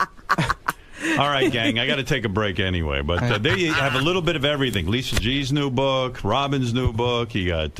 my poetry book. Yeah. What are you going to say, Lieberman? Huh? You got more to say? I'm just saying, Richie, I'm sorry if I took the focus away from I you got and a text Rachel. at 7 a.m. the next morning. Me too. Big thing. I'm so sorry. Me I'm too. So sorry. Why did I Lieberman. get... He apologized to me. Why'd you apologize to Ronnie? I apologize to anybody who I thought I might have offended with. I didn't want to take the focus away from How many Rachel and drinks Richie. did you have? I had a number of drinks, but Howard, I do not drink frequently. This is Right. what I want to tell you. You And can't just get a buzz. sometimes it's just a release for me. I'm sorry I used your wedding as the release. But, see, But why do you have to drink? Why do you have Robin, to drink so I made much? a mistake. This is what I'm saying. I made a mistake, and it was a release. I'm sorry. Richie? We had beer there. It's called Allagash Curio. It's aged in bourbon barrels, and it's like 13% alcohol. Right. It's not like a 3% Budweiser, and it knocks you on your ass, and you don't expect that. So if you have 3 or 4 of those, you're hit. No, he was drinking vodka. You lush. Yeah, but you did the same thing at the Christmas party, so what's the problem? What's going on? Uh-oh. I just said that I don't drink frequently, but occasionally when I go to events, I will have too much to drink. It's so a release. whenever we see you drink, It's a release for me, I heard you and I'm drink sorry. a lot more than that, dude. That's not true at all. I heard. I never drink at home. I never drink during my work week. Ask anybody who knows So me. you're a binge drinker. I work 15 to 16-hour days every day, Take it easy, and man. drinking does not get in the Here he way of goes my again. life. Take it easy. does it Relax. bother you that your girlfriend is hiding? She's embarrassed. Denial's the first sign of a problem, John. Yeah, John. All Yes, I know is you're a Fred Norris type drinker, because that's what Fred used to do. Yeah, I learned. I He learned my fell lesson. flat on his face over at Holy Scores. Right, almost died. Go to the hospital a few times, you'll learn. Will you consider getting help, John? No, I don't For your need problem? I don't need help. I'm not going to drink at functions anymore. I see. Liar. Christmas parties Now in 3 you know. months. Oh, I know you'll be drinking at next Christmas party. You can whatever. drink at the Christmas party. That's the one time. Look, you got to smile. He's smiling. He's happy. You're He's gonna happy. be drinking. You lie. You say you won't be drinking. I just said I'm not going to drink. I'm not going to drink. When we go out to dinner, you're not going to have a drink anymore? No. No? The night we went out to dinner, you were pretty trashed up, too. I do not go out often, is what I'm telling you. Oh my God. Where will you drink? I really don't drink much. I don't drink frequently, so I don't know. But you need a release every once in a while. So where are you going to drink? I don't know, Robin. As soon as I figure it out, I'll let you know. Will you smoke weed or No, I've never done any drugs. I don't do drugs. Anything. All right. Because you couldn't get more messed up than you on alcohol. I mean, it's just so great. He's the office drunk. I never would have picked him. Say what you just said. Say what you just said. I want Empire State of Mind, bitches. Off the record, come on. Off the record, I want Empire State of Mind. Sal, I want Empire State of fucking mind. Yeah, fuck Fuck him! Hey, John Lieberman, what do you think of Jameson liquor? Never heard of it. You fucking pieces. I'll kill you. Are we playing Empire State of Mind or not? Does this guy have a fucking... I asked for I did. I asked for Empire State of Mind. Who would have thought John Lieberman would be the fun guy at the party? Who would have thought he knows anything about Jay-Z? Yeah. You look at this guy. It's weird. Look at me, that's someplace. You were doing so well after the Howard Stern show. What happened? I want to come to Not that far off. You know, we want to help my you. goodness. Me? You're going to be okay? Are you going home? Miss Sam? All right. What? Well, John, there's still a little way to go. No, I was before just you going like to that. say, you know what? The truth is, too, outside of here, I deal with a lot of families of missing and murdered kids, and maybe this is my release a little bit. I mean, Shuli knows. I work very hard, so that's all I'm saying. Right out. You know, in the newsroom. He always, I work real hard. Because he was overseas in Iraq and I think Afghanistan. He did like some war coverage. Right. So We're he's looking like at a still little- shell-shocked from it. So in the newsroom, anytime you ask him a question and he has his headphones on, he doesn't hear you and he freaks out when he calls. So I go, John, did you get that story? And I'll say here, and he's like spinning around me. So I have an air horn in my desk drawer that I keep, and every now and then I shoot it off in the newsroom just to watch if his feet are up on his desk. What a newsroom it is. I mean, between Lisa and John Lieberman, Shuli. When I was in Iraq, I got horribly close to being blown up with Is an that true? IED. It's 100% true. 2004, the three vehicles in front of us, which was a New York Times vehicle, an IED exploded. I was within... Will you stop? This is serious. I know you've never done a serious day of work, but I have. Is it true you were drunk during that? No, I never drink when I work. Yeah, it's real funny when people are getting blown up with IEDs. So I still hear those things go off sometimes in my head.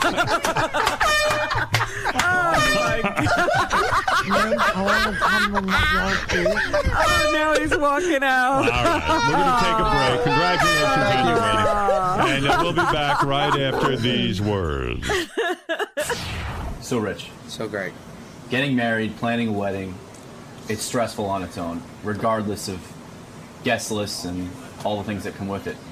You have another layer added on top of your big day because it's the Howard Stern show, and some of the people around here are not exactly normal or level-headed at all times. Add alcohol into the mix. Exactly. So what are your thoughts about the overall behavior of your guests, specifically your coworkers? I have no problem with it because you never want to hear somebody say, man, I was so sober at that wedding. I had a great time. You never hear that. All you hear is, man, I was so fucked up. I think I had a great time or something like that. That's what you want. That's the whole idea of the wedding. You want people to have fun, let loose, and just have a good time. Lieberman was apologetic all day yesterday after the wedding. I didn't care. He was fun. As long as nobody was offended or complained, who cares? I'm glad he had a great time. I'm glad he made an ass out of himself. I'm glad we got it on tape. That's what you want. Like, I'm glad Ronnie made his speech. I actually had, this didn't get out on the air, I had a female MMA fighter there just in case Sal got out of control. I was going to have her beat the shit out of him and drag him in the back and put him to sleep. There was like this really good-looking girl, but she was Diesel. And she was told, that's the guy to watch. If he whips his dick out, put him to sleep, take him out. And that was her job for the night, was to follow Sal around and make sure he didn't fuck up. So you took precautionary steps based on some of the track records around here. 100%. Look, my family, they don't give a shit. Rachel's family is a little conservative, so I didn't want Cox getting whipped out and Sal making comments about women's tits or anything like that. I didn't want that. Right. I wanted people just to have a good, sloppy, drunk, fun time, though.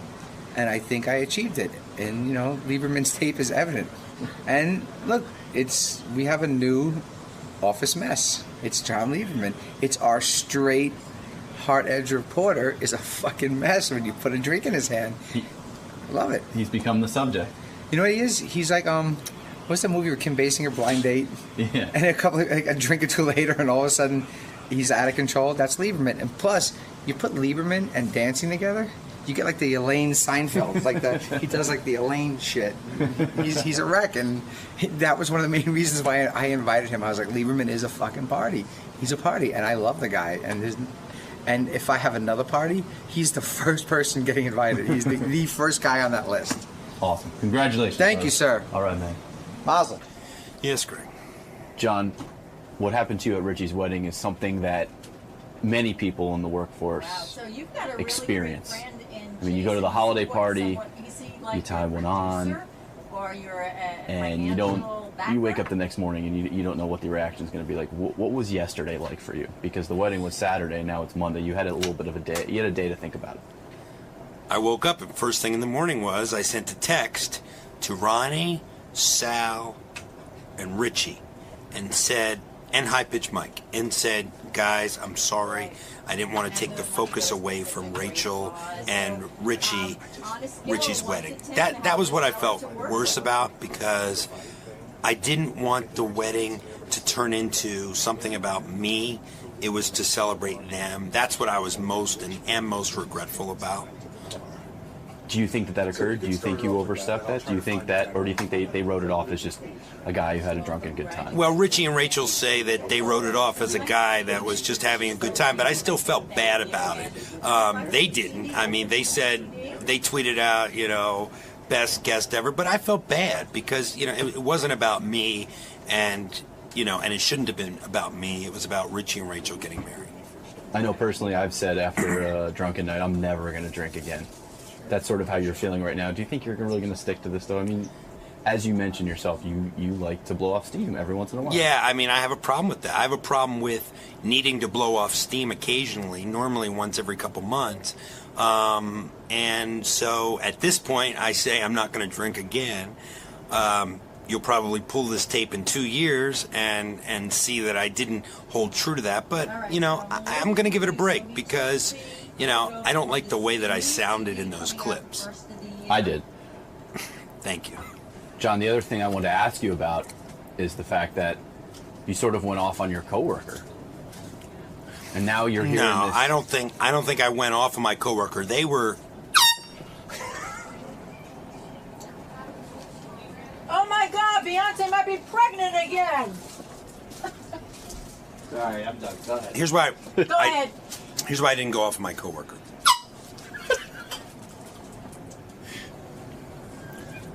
This place is about honesty. Mohan got arrested too late. This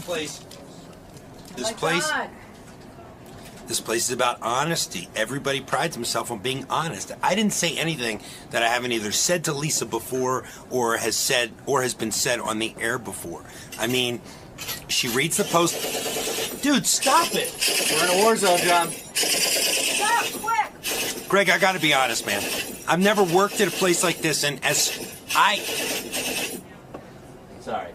Here's why I'm most mad at myself. Sorry, that's my minigun. Here's why I'm most mad at myself, seriously, is that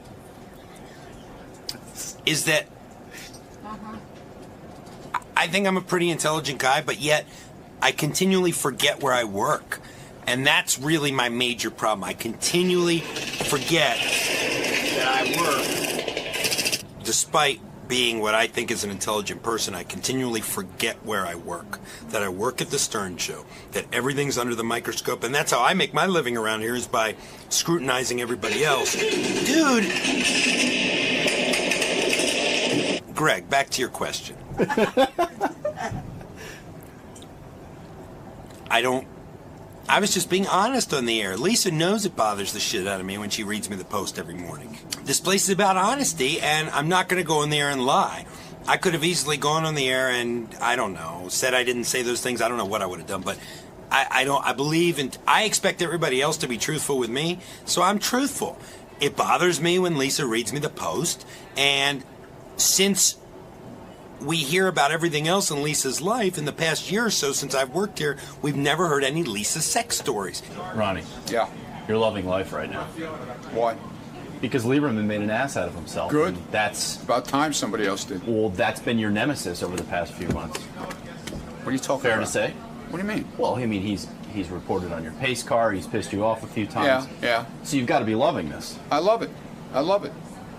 I love it when somebody else becomes Ronnie. Is it interesting? Is it almost like an out-of-body experience to see what other people are often seeing you doing? I guess so, man. It was a mess. He was a mess. He was a mess.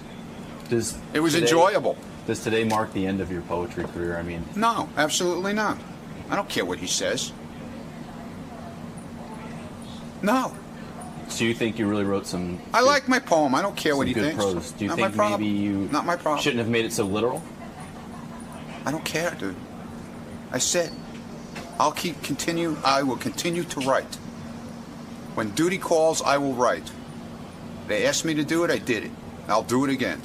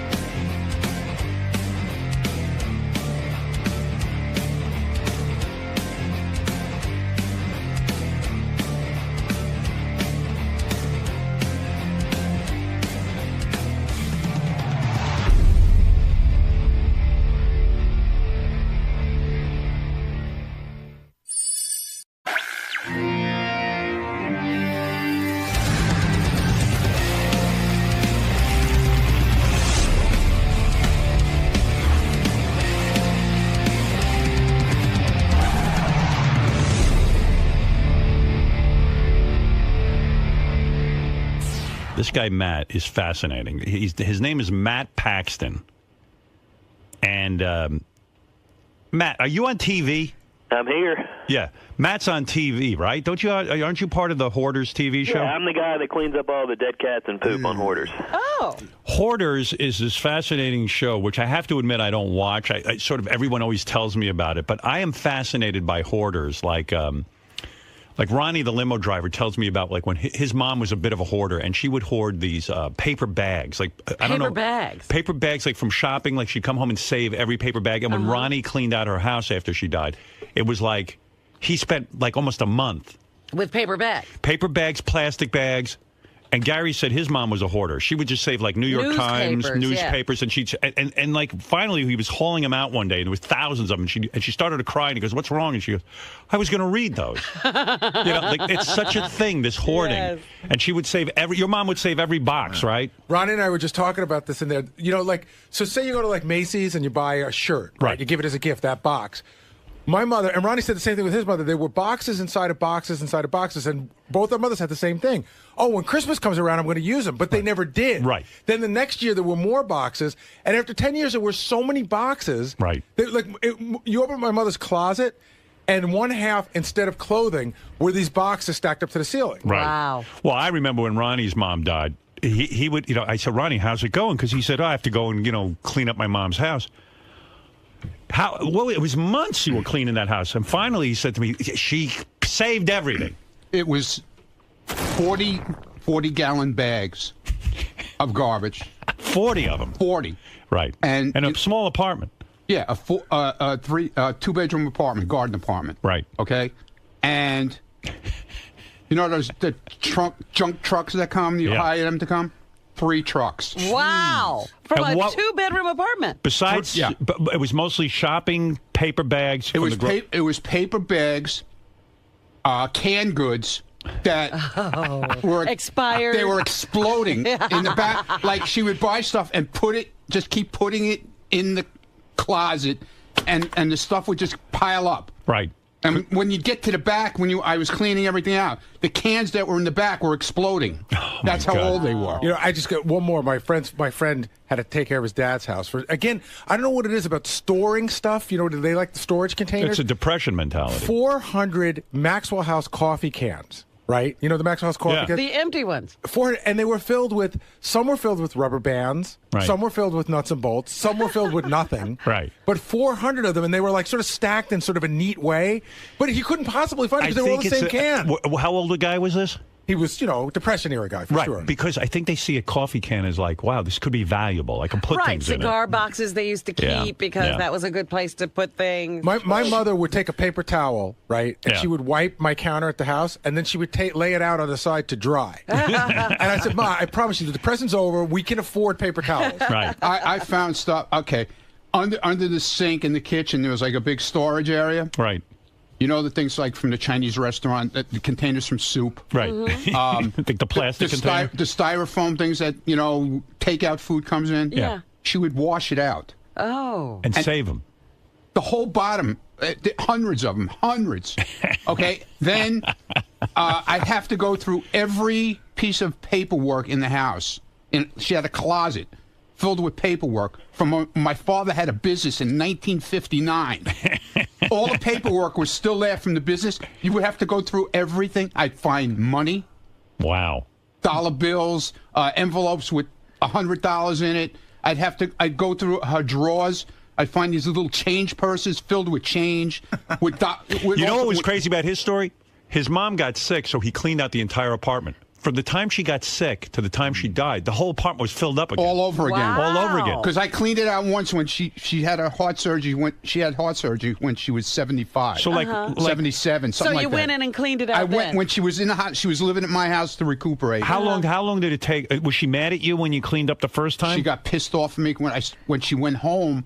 And a lot of the paperwork stuff was missing. I just took everything and hauled it out. And didn't she enjoy having free space and neat? No, nothing. She was angry. And then it's hell for them. My old bedroom that where I lived when I lived there was filled with like the boxes like he was talking about. Yeah. Where what are you going to use all these boxes for? Like she'd give us gifts at Christmas time. And she'd take the boxes home. That's right. My mother said you got to give me the box back. Right. That's a true story. She put them back in the room. Right. And they were all there. And then she would go shopping. Right. And she'd buy shirts for me from, Macy's. Macy's. She'd buy stuff for the kids. She'd buy everything, and never opened it. Like in case she needed it for something. She'd have a gift. She had a gift. That's true. My mother had a part of the house. This is weird because it would always freak my friends out. Like I'd come over with, say you were my friend. Right. I'd come over. My mom started to talk to you, and she liked you. She'd go, excuse me for a minute. She'd go lock her door. I could hear her lock the door, and I'd hear her rummaging through stuff. Right. And she'd come out with a gift, an unopened gift. Like Why did she lock the door? Because that's the funniest thing too. Because we lived in a house the size of my thumb. Right. I knew where everything was. My mother used to hide money in the radiator, like you could pull the thing down, and I would hear her open and close it. And I said, Mom, don't lock the door. I know where you're hiding everything. But she would bring you out a gift. Could be a shirt that was still, but the shirt could have been 20 years old, but still in the wrapper. So Matt, let me get to you. This is Matt Paxton. He's on Hoarders, and as bad as these guys' mothers are, they got worse people on this show. But Matt, Matt is one of these guys who figured out, all right, no one wants to clean up a hoarder's home because it's disgusting. So Matt started his business. You originally worked on your own, right? You weren't on TV. You started I've been doing that. I've been cleaning up old ladies. All these stories you just told, that's what I do. I work with families to go in and clean it out. And the guy that was talking about finding the money, man, every single book, every single cookie holder. I mean, we found $13,000 in change in a lady's house. Wow. How are you? So how did you start this business? You started a business where you said, look, I see that nobody wants to clean up hoarders' homes because it's really gross. Well, I wish it was that cool. I was broke. I'd been a bit of a bender, about a 3-year bender, and was starting over and was living on a buddy's couch. And I was just trying to eat and pay rent. Right. And I realized no one would clean this stuff up. So I said, well, if no one will do it, I'll see if someone will pay me to do it. So you get paid a fortune to go in and literally just, put on rubber gloves and clean through hoarders' homes. Yeah, but now it's, dead cats, recycled adult diapers. I mean, it's not. We're not sorting through papers to find change anymore. And it's probably, how many people work for you in this company? Sometimes we're 6 guys. We've been as many as 50, depending on the job. And a lot of times you hire like ex-cons and stuff because most people will not get involved in this kind of dirty work. Yeah, but you got to have someone that's been knocked down that gets the mental state. And so for me, I prefer ex-cons and recovering addicts. So if I send you to a home of a hoarder, what would you charge me? I mean, an average size, middle-income home. What does it cost to go in there and clean? Starts about at $15,000 now. Right. 15,000? Yeah. Oh, yeah. Well, here's why. Listen to this statistic. Matt once had to dispose of 45,000 pounds of human feces from a home. 45. What? Listen to me. 45,000 pounds. Where do they keep that? Yeah, how does that happen, Matt? Usually that starts in the bathroom. The toilet gets full, then the bathtub gets full, then the hallway gets full, then the living room gets full, and they just start and they get embarrassed, and it becomes kind of I better cover this up. But the intent, which you guys said earlier, they absolutely believe they're going to clean it up tomorrow. Right. They truly believe that. So the guys, but you're telling me the plumbing is off? Plumbing's been gone for years by the time I get there. Wow. And I guess they never feel that they want to call in a plumber because at first they start to they're like embarrassed, and then they shit. Once you start shitting in the tub, you're like, well, I don't want to bring anybody in. Yeah, I always say, think about the first time you decided to crap in your living room. That's one thing. But by like the 500th time, you're pretty committed to this lifestyle. Can you remember has this happened to you more than once where there's thousands of pounds of feces in the house? Every week now, man. Every week? 5 years of my life, every week. I'm in full biohazard now.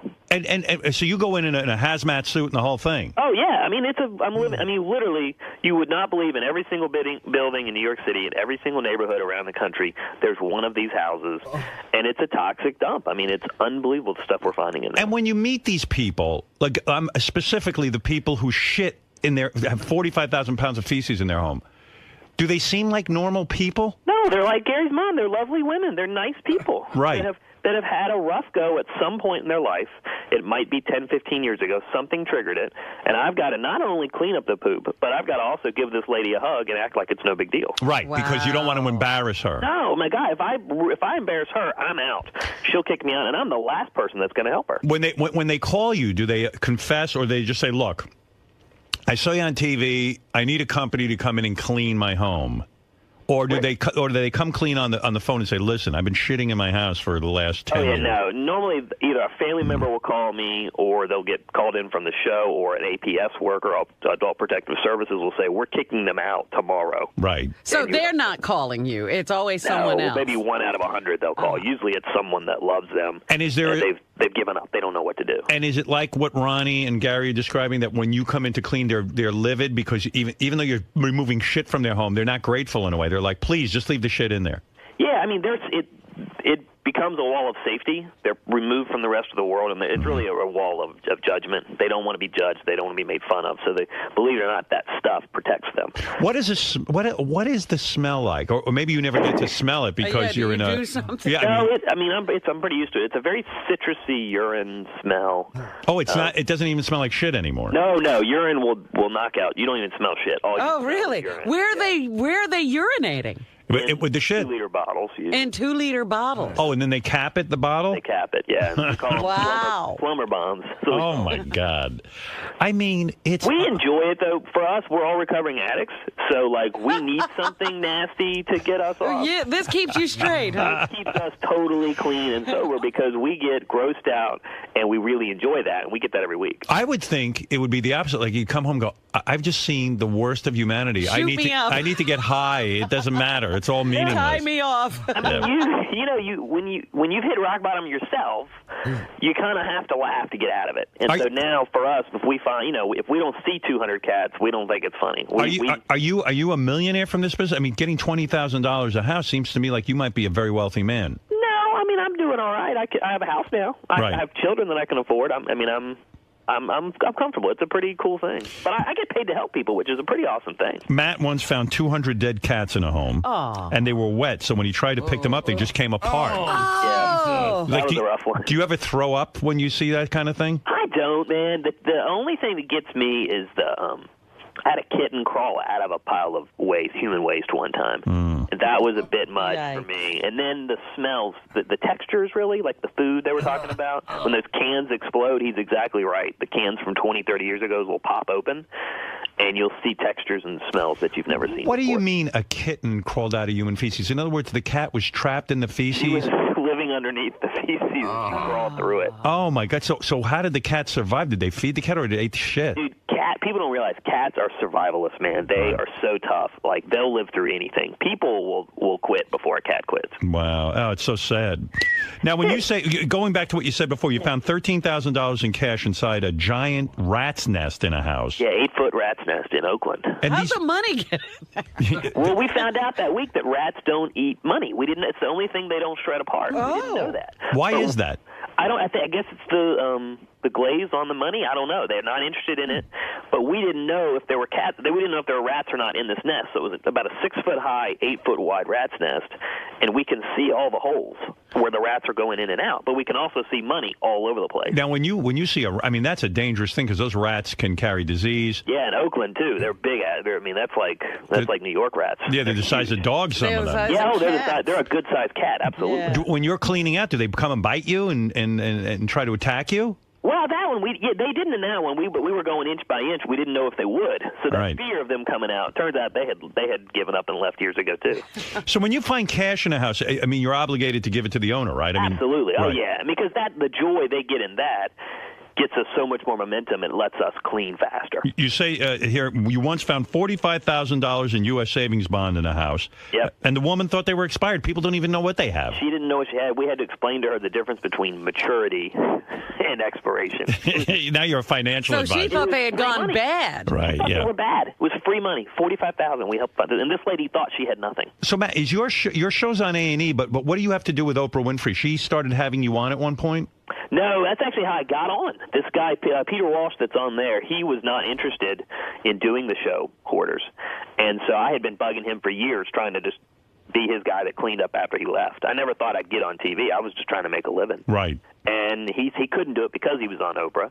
And so that's how I ended up getting on. He said, no, go call this crazy guy in Virginia. He'll clean up anything.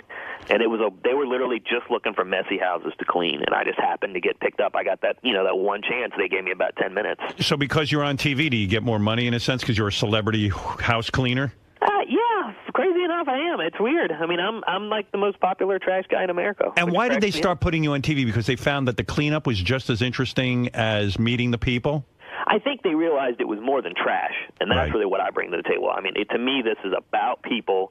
We all are different. We all are fear of rejection. We're all, we all have fear of judgment. We're all trying to find self-worth, and that's really what hoarding is about. And I'm able to break it down to I'm not an educated man. I'm a recovering addict that just got lucky. How old a guy are you? I'm young. I'm 36. I'm still very young. When you have to up early. But when you have to clear out 45,000 pounds of shit, and by the way, I'm trying to figure out how much is the average bowel movement? A pound? Yeah. It just depends on the person. I mean, how many years would it take you to build up 45,000 pounds of shit? At least 10 years. Yeah, that's the number you want. I mean, it's 10 years of 3 or 4 times a day.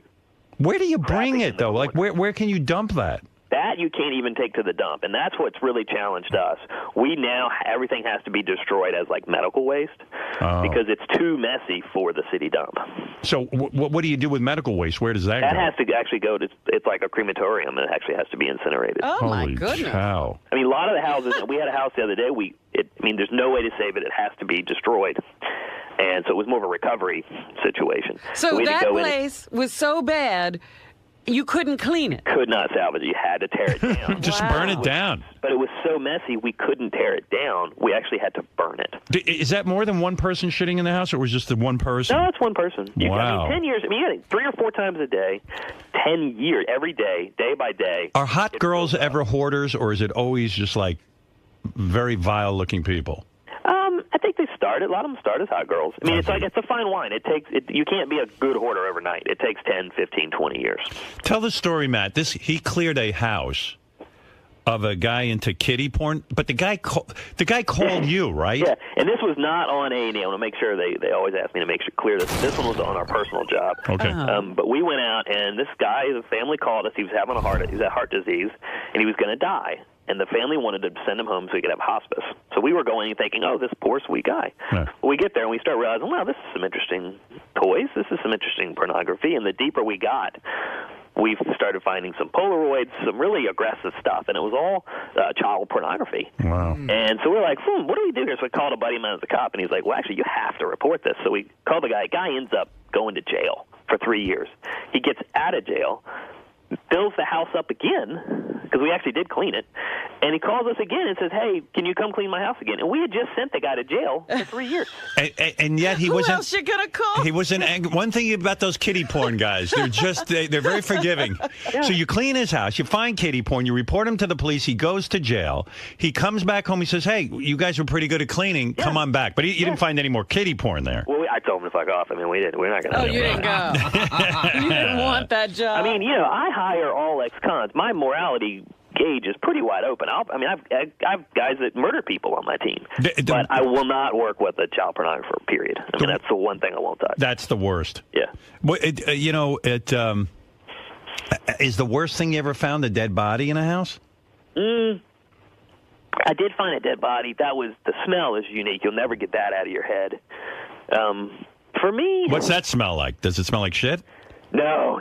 That if you haven't smelt it, I mean, you can't even get it out of you. You end up shaving your head and your eyebrows because you just can't get the smell off your body. You're saying if a body decomposes and you get the smell on you, you shave your head and your eyebrows. I did. Yeah, I shaved my head because I couldn't get. It was like that old trick where you wipe poo under someone's nose at camp, and the guy all he smells is poo. Well, it's kind of like that's all you smell once you find a dead body. That's the worst. That was probably the worst for me. How long had the body been in there?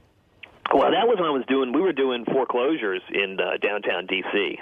Oh. Just knocking down doors of foreclosures for the banks. And so that's why the person wasn't paying. He wasn't actually delinquent. He had a good excuse. Yeah, he had a good excuse. How long had he been in there? Do you have any idea?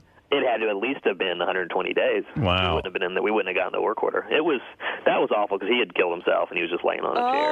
So the mental and what that gets to is the mental stuff that we deal with. We're not just picking up trash. We're finding really horrible. Do you find it hard to sleep at night, or do any of your guys get like post-traumatic stress syndrome? The abusive ones, the ones like you'll have hoarders that are so protective of their stuff that they'll scream at you and hit you, and the abusive hoarders, they're the ones that give you the post-traumatic. You had a hoarder try to hit you to keep you from taking all their shit out of their house. Yeah, I had a 70-year-old lady swing at me, which was pretty funny. Anybody make contact? I did have an 80-year-old guy. Actually, we found out he had been beating his wife, and we called him on it, and he got really angry with us and tried to bully us, and he connected pretty square on my jaw. You punched in the face. Yeah. You're a pretty tough guy. What were you in prison for? I didn't go to prison. I had a gambling addiction, man. I actually worked for Caesar's Palace. I'm not a tough guy. I just have seen it all now, and so once you've seen it all, every day my job is to go into someone else's rock bottom. Right. And so but I also on the backside is I see people come out of that, and I see the miracles happen, and I see people do good things. So for me, I don't care. Do you find that people stay clean after you've cleaned out all this stuff? Hell no. Great question. No, that's a good question. I say no way. Well, and this is what's so good about Hoarders on A&E. They pay for the aftercare, and the aftercare is the key. If they go to therapy, there's about a 60% chance they'll stay clean. Wow. If they don't go to therapy, it's 100% guaranteed they'll fail. Wow. It'll fill back up by Christmas. If they don't do this, there's a reason they do it, and there's a psychological reason they do it, and you got to get into the head and you got to deal with that psychological issue or it'll never get fixed. Eric, you're on the air with Matt Paxton. Go ahead, Eric. Hey, Howard. Hey, now. Hey, Papa Billy. My cousin, she's a hoarder, and she's pretty hot too. They actually did the local news did a story on her, and yeah, she's hot. I heard you mention. Oh yeah, well I guess there are some hot chicks who hoard. I don't know. Does she collect her feces at all? No, there's no duty or nothing. Just messy, bags and food and stuff like that. Oh, it's so disgusting. Will, go ahead. You're on the air in St. Louis. Hey, hi. My name's Will, and I think I worked with you, Mr. Paxton, out of St. Louis. Did a job here for the TV show Hoarders. Yes, you did. Yeah, I was the exterminator on that one. Yes, that was roaches everywhere. Yeah. Yeah, brown recluse.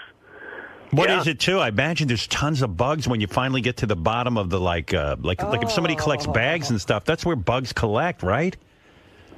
Well, the house this guy's talking about, we were putting cotton balls in our ears and taping up our assholes because there were so many roaches in the house. Really? You mean you were just afraid that they would actually crawl into your ear? Yes. That was a really scary. And brown recluse spiders. I mean, you couldn't even see the top 2 feet of the house because of the spider webs.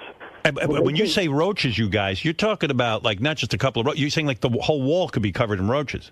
They were raining off of the ceiling. Yep. Wow. Oh. When they came in to clean this, Howard, they had to come in with a hose and spray down the walls with water because there was so much like webs and dust and stuff. But someone was actually living in the house?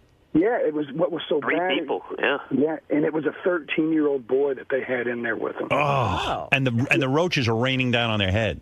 Yeah. I got to actually know these people. I've been doing their service because they're good people, aren't they? Yeah, they were.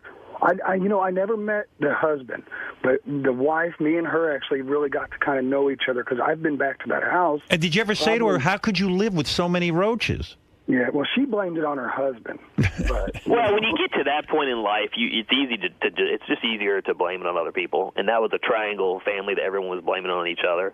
But that 13-year-old kid is such a good kid. We didn't care if we were getting rained on by roaches. You just wanted to help that kid, man. So did Child Protective Services take the kid out of the home and like? Yeah, that's how we got called in. Yeah, and he wasn't allowed back in until we cleaned it out. Oh, they sent him back. Well, no, the families. I don't think they're back in, are they? No, not yet. They still. Well, see, what ended up happening is because everything went so wrong and the cleanup and everything. The house, they came in and sanitized the inside of the house, but it's never been cleaned yet. Wow. So you still walk in there. The kitchen floor is like walking on peanut butter. I mean, everything. It's unreal. It's just ungodly. Yeah, and that was a house where really, if the family had the financial options, they really should tear it down and start over. Right. But it's that bad. Yeah, and the A&E can only do but so much. I mean, we're not. No one's millionaire, so you can't just throw. There's a budget, and we can only do but so much. No. Listen, you gave them a start. Do you think they take over? Yeah, you're there to clean. Well, and for us, I mean, we have to put a lot of money into the therapy afterwards because without that, the house is going to fill up regardless. Yeah, right. They'll go right back to their. It's weird too because like he wondered just like why did they let themselves get in this situation? But it's mental illness, right? There's no rational. Right. Absolutely. There's a problem. Yeah. Nobody would rationally do this. They can't. You just can't help it. And they don't want to do this. They're good people. It started off with one bad decision. Right. But you'd think there may be one person like that. Yeah, right. This is a whole It's an epidemic, series. evidently. Yeah. There's millions. And the show blew the doors off it. Now there's a ton of shows about it, which is great because I always say it's like it's the next alcoholism. I mean, in the 50s, people were like, it was so embarrassing to say your uncle was an alcoholic. Now you say my uncle's in AA, and you're like, good for him. It's a big deal. Yeah, it takes I guess it takes some of the secrecy out of it. Yeah. But you know what I always say, it starts with just one shit in the tub, and then you're hooked. The first time you do that, just realize. I heard that, I tell you. Yeah. Hey, Will in St. Louis, thanks for the call. Are you coming over to America's Got Talent? Actually, I got tickets for Saturday at 11 o'clock. All right, I'll say hi to you. Thanks, Howard. All right, later, man. Hey, that guy Will, I remember him now. He actually gave his services for free to help that family. Wow. Hey, Will, you're a good dude. We try. I bet. All right. Good man, Will. See, my fans are good people. I'm learning there's good people everywhere. You just got to give them opportunities to be good. Right. I fortunately don't give anybody opportunities. Well, you know what? This will change my life. You're giving a lot of people awareness. Take one last call, Matt. I've held on to you long enough, but let me. You got to get back to cleaning. But yeah, I mean, I wonder how bad you have to be to make it on the TV show. Yeah, I know. Any big job today, Matt? You going out anywhere? No, I'm home all week. We start filming again next week. For us, Robin, the saddest thing is most of the time I'll go into a house now and I have to tell them that their house isn't messy enough for me to clean it. When you hire ex-cons to work for you, how do you know which ones you can trust? We go through a program that they've been sober for 2 years. And I see. You can't trust all of them, but there's a lot of those dudes are. Those guys. I want the ones that if they sneeze wrong, they're going back to prison tomorrow. Kirk, what's right? They have something to lose. Hey, Kirk, go ahead. You have the last word with Matt.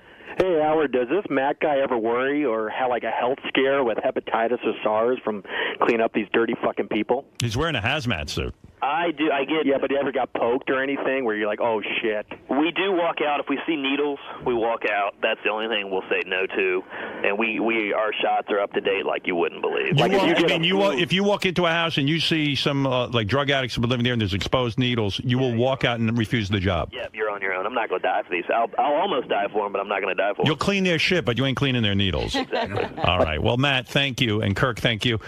Matt Paxton on the season finale of Hoarders. Oh, Sour Shoes has a question. How can you refuse him? Matt, one last question. Yes, Sour Shoes. Hi, Matt. Matt, when you have to clean up the poo-poo in the house when it's in the living room, is it in 5-gallon buckets, or how is the poo? Is it on the floor, or is it... Sour Shoes, I thought you were going to ask. He's asking in his baby voice. I know. Yeah. Sometimes it's in buckets, sometimes it's just laying in open diapers, and sometimes it's on the wall. There you go. All right. I shouldn't have gone to that. All right, let's just say also check out Matt's podcast, available on iTunes at 5decisionsaway.com. Hey, Matt, fascinating. Hey, guys, thanks so much for the time. I really appreciate you letting everybody know about this. I might have to call you in for helping out with cleaning out JD's office. I'm seeing a lot of magazines and things. Absolutely, bring it. I'll do it. I'll clean up anything. All right, Matt. Guys, thanks so much. Later. Thank God for interesting him. work, actually. Yeah, thank God for him. He found a niche and he filled it. It's crazy stuff, right? They say that's the best way to do, to get into a business. That's is what they to say. Find something nobody else is doing. I found a business. No one's willing to clean up 45,000 pounds of some human feces. I think I'm onto something. I think I'm onto something. Good for him, though. Covering addict. He's giving other people second chances. It's a good deal. Yeah, well, there you go. That was great. That was great. The best line was he goes, "We were putting cotton balls in our ears and taping up our assholes." Are you a hoarder? Not like that, but I can understand, not for feces, but I can understand how it's hard to make decisions about, like, paper. Well, my parents are so the opposite. Oh, my God. They don't allow anything to stay in the house. Like, you couldn't save anything. I mean, that story about my comic books is tip of the iceberg. I mean, they go through that house, if they see... It's... Well, you have a little of that in no history... Now I do. I used to be a big slob, but because you sometimes you'll get here and you'll just go like you do one thing that makes me crazy because it's your parents and my parents. You have the ability to push a whole stack of stuff out without looking at it. Oh, yeah. I got to look at everything. No, sometimes you have to just do that. But you realize you haven't looked at it in months. I know, but you can't. There's something in there. There's got to be some. That's my fucking parents. My parents, literally, their home is void of any personal detail. Like, they'll throw everything out. If they were moving, they wouldn't have to do anything. The house is ready to show. It's ready to go. And I love that. I don't have to go in and clean anything.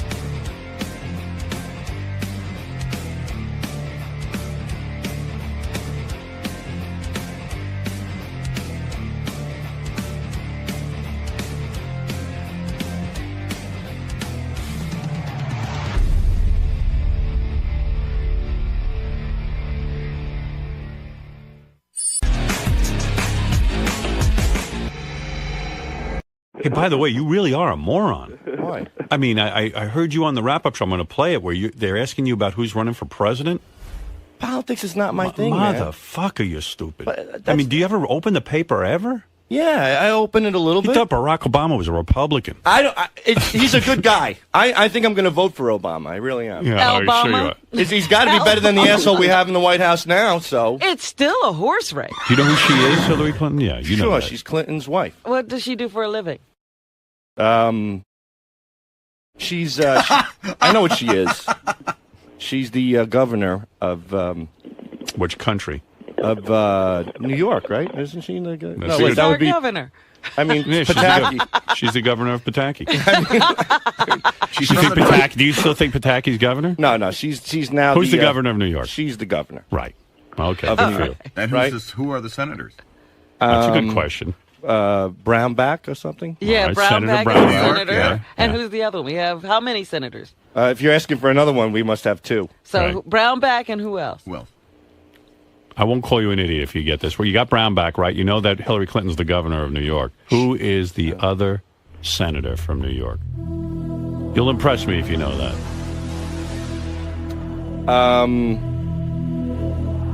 I think I got it. He used to be the district attorney of New York. Go ahead. Robert Morgenthau. Oh, very good. Very All right. I just have to think. I just have to think. Yeah. You know, when you think, you're impressive. Wow. That's why I don't do it much. I don't. So like you knew Senator Morgenthau. And You see- Brownback. And Brownback. And the governor. And the governor, Clinton. I think she. I know she has something to do with New York. I think she's the governor. Good. Well, all right. You've impressed me. But like I said, politics is not my thing. You know? Should be. And after you got those right, I mean, not everyone can You're answer ready that. for what is that? Impressive. Who wants to be a millionaire? Who's smarter You can than a answer fifth so grader? many You know what? questions. How many senators are there total? Well, I'm guessing 2. 2 You're senators guessing. total? No, Maybe- from New York, but then how do you... Probably 2 per state. 100 senators, 50 Okay. states. Good, all right. You're on the target there. Did you ever notice that everything Sal doesn't know isn't his thing? Yeah.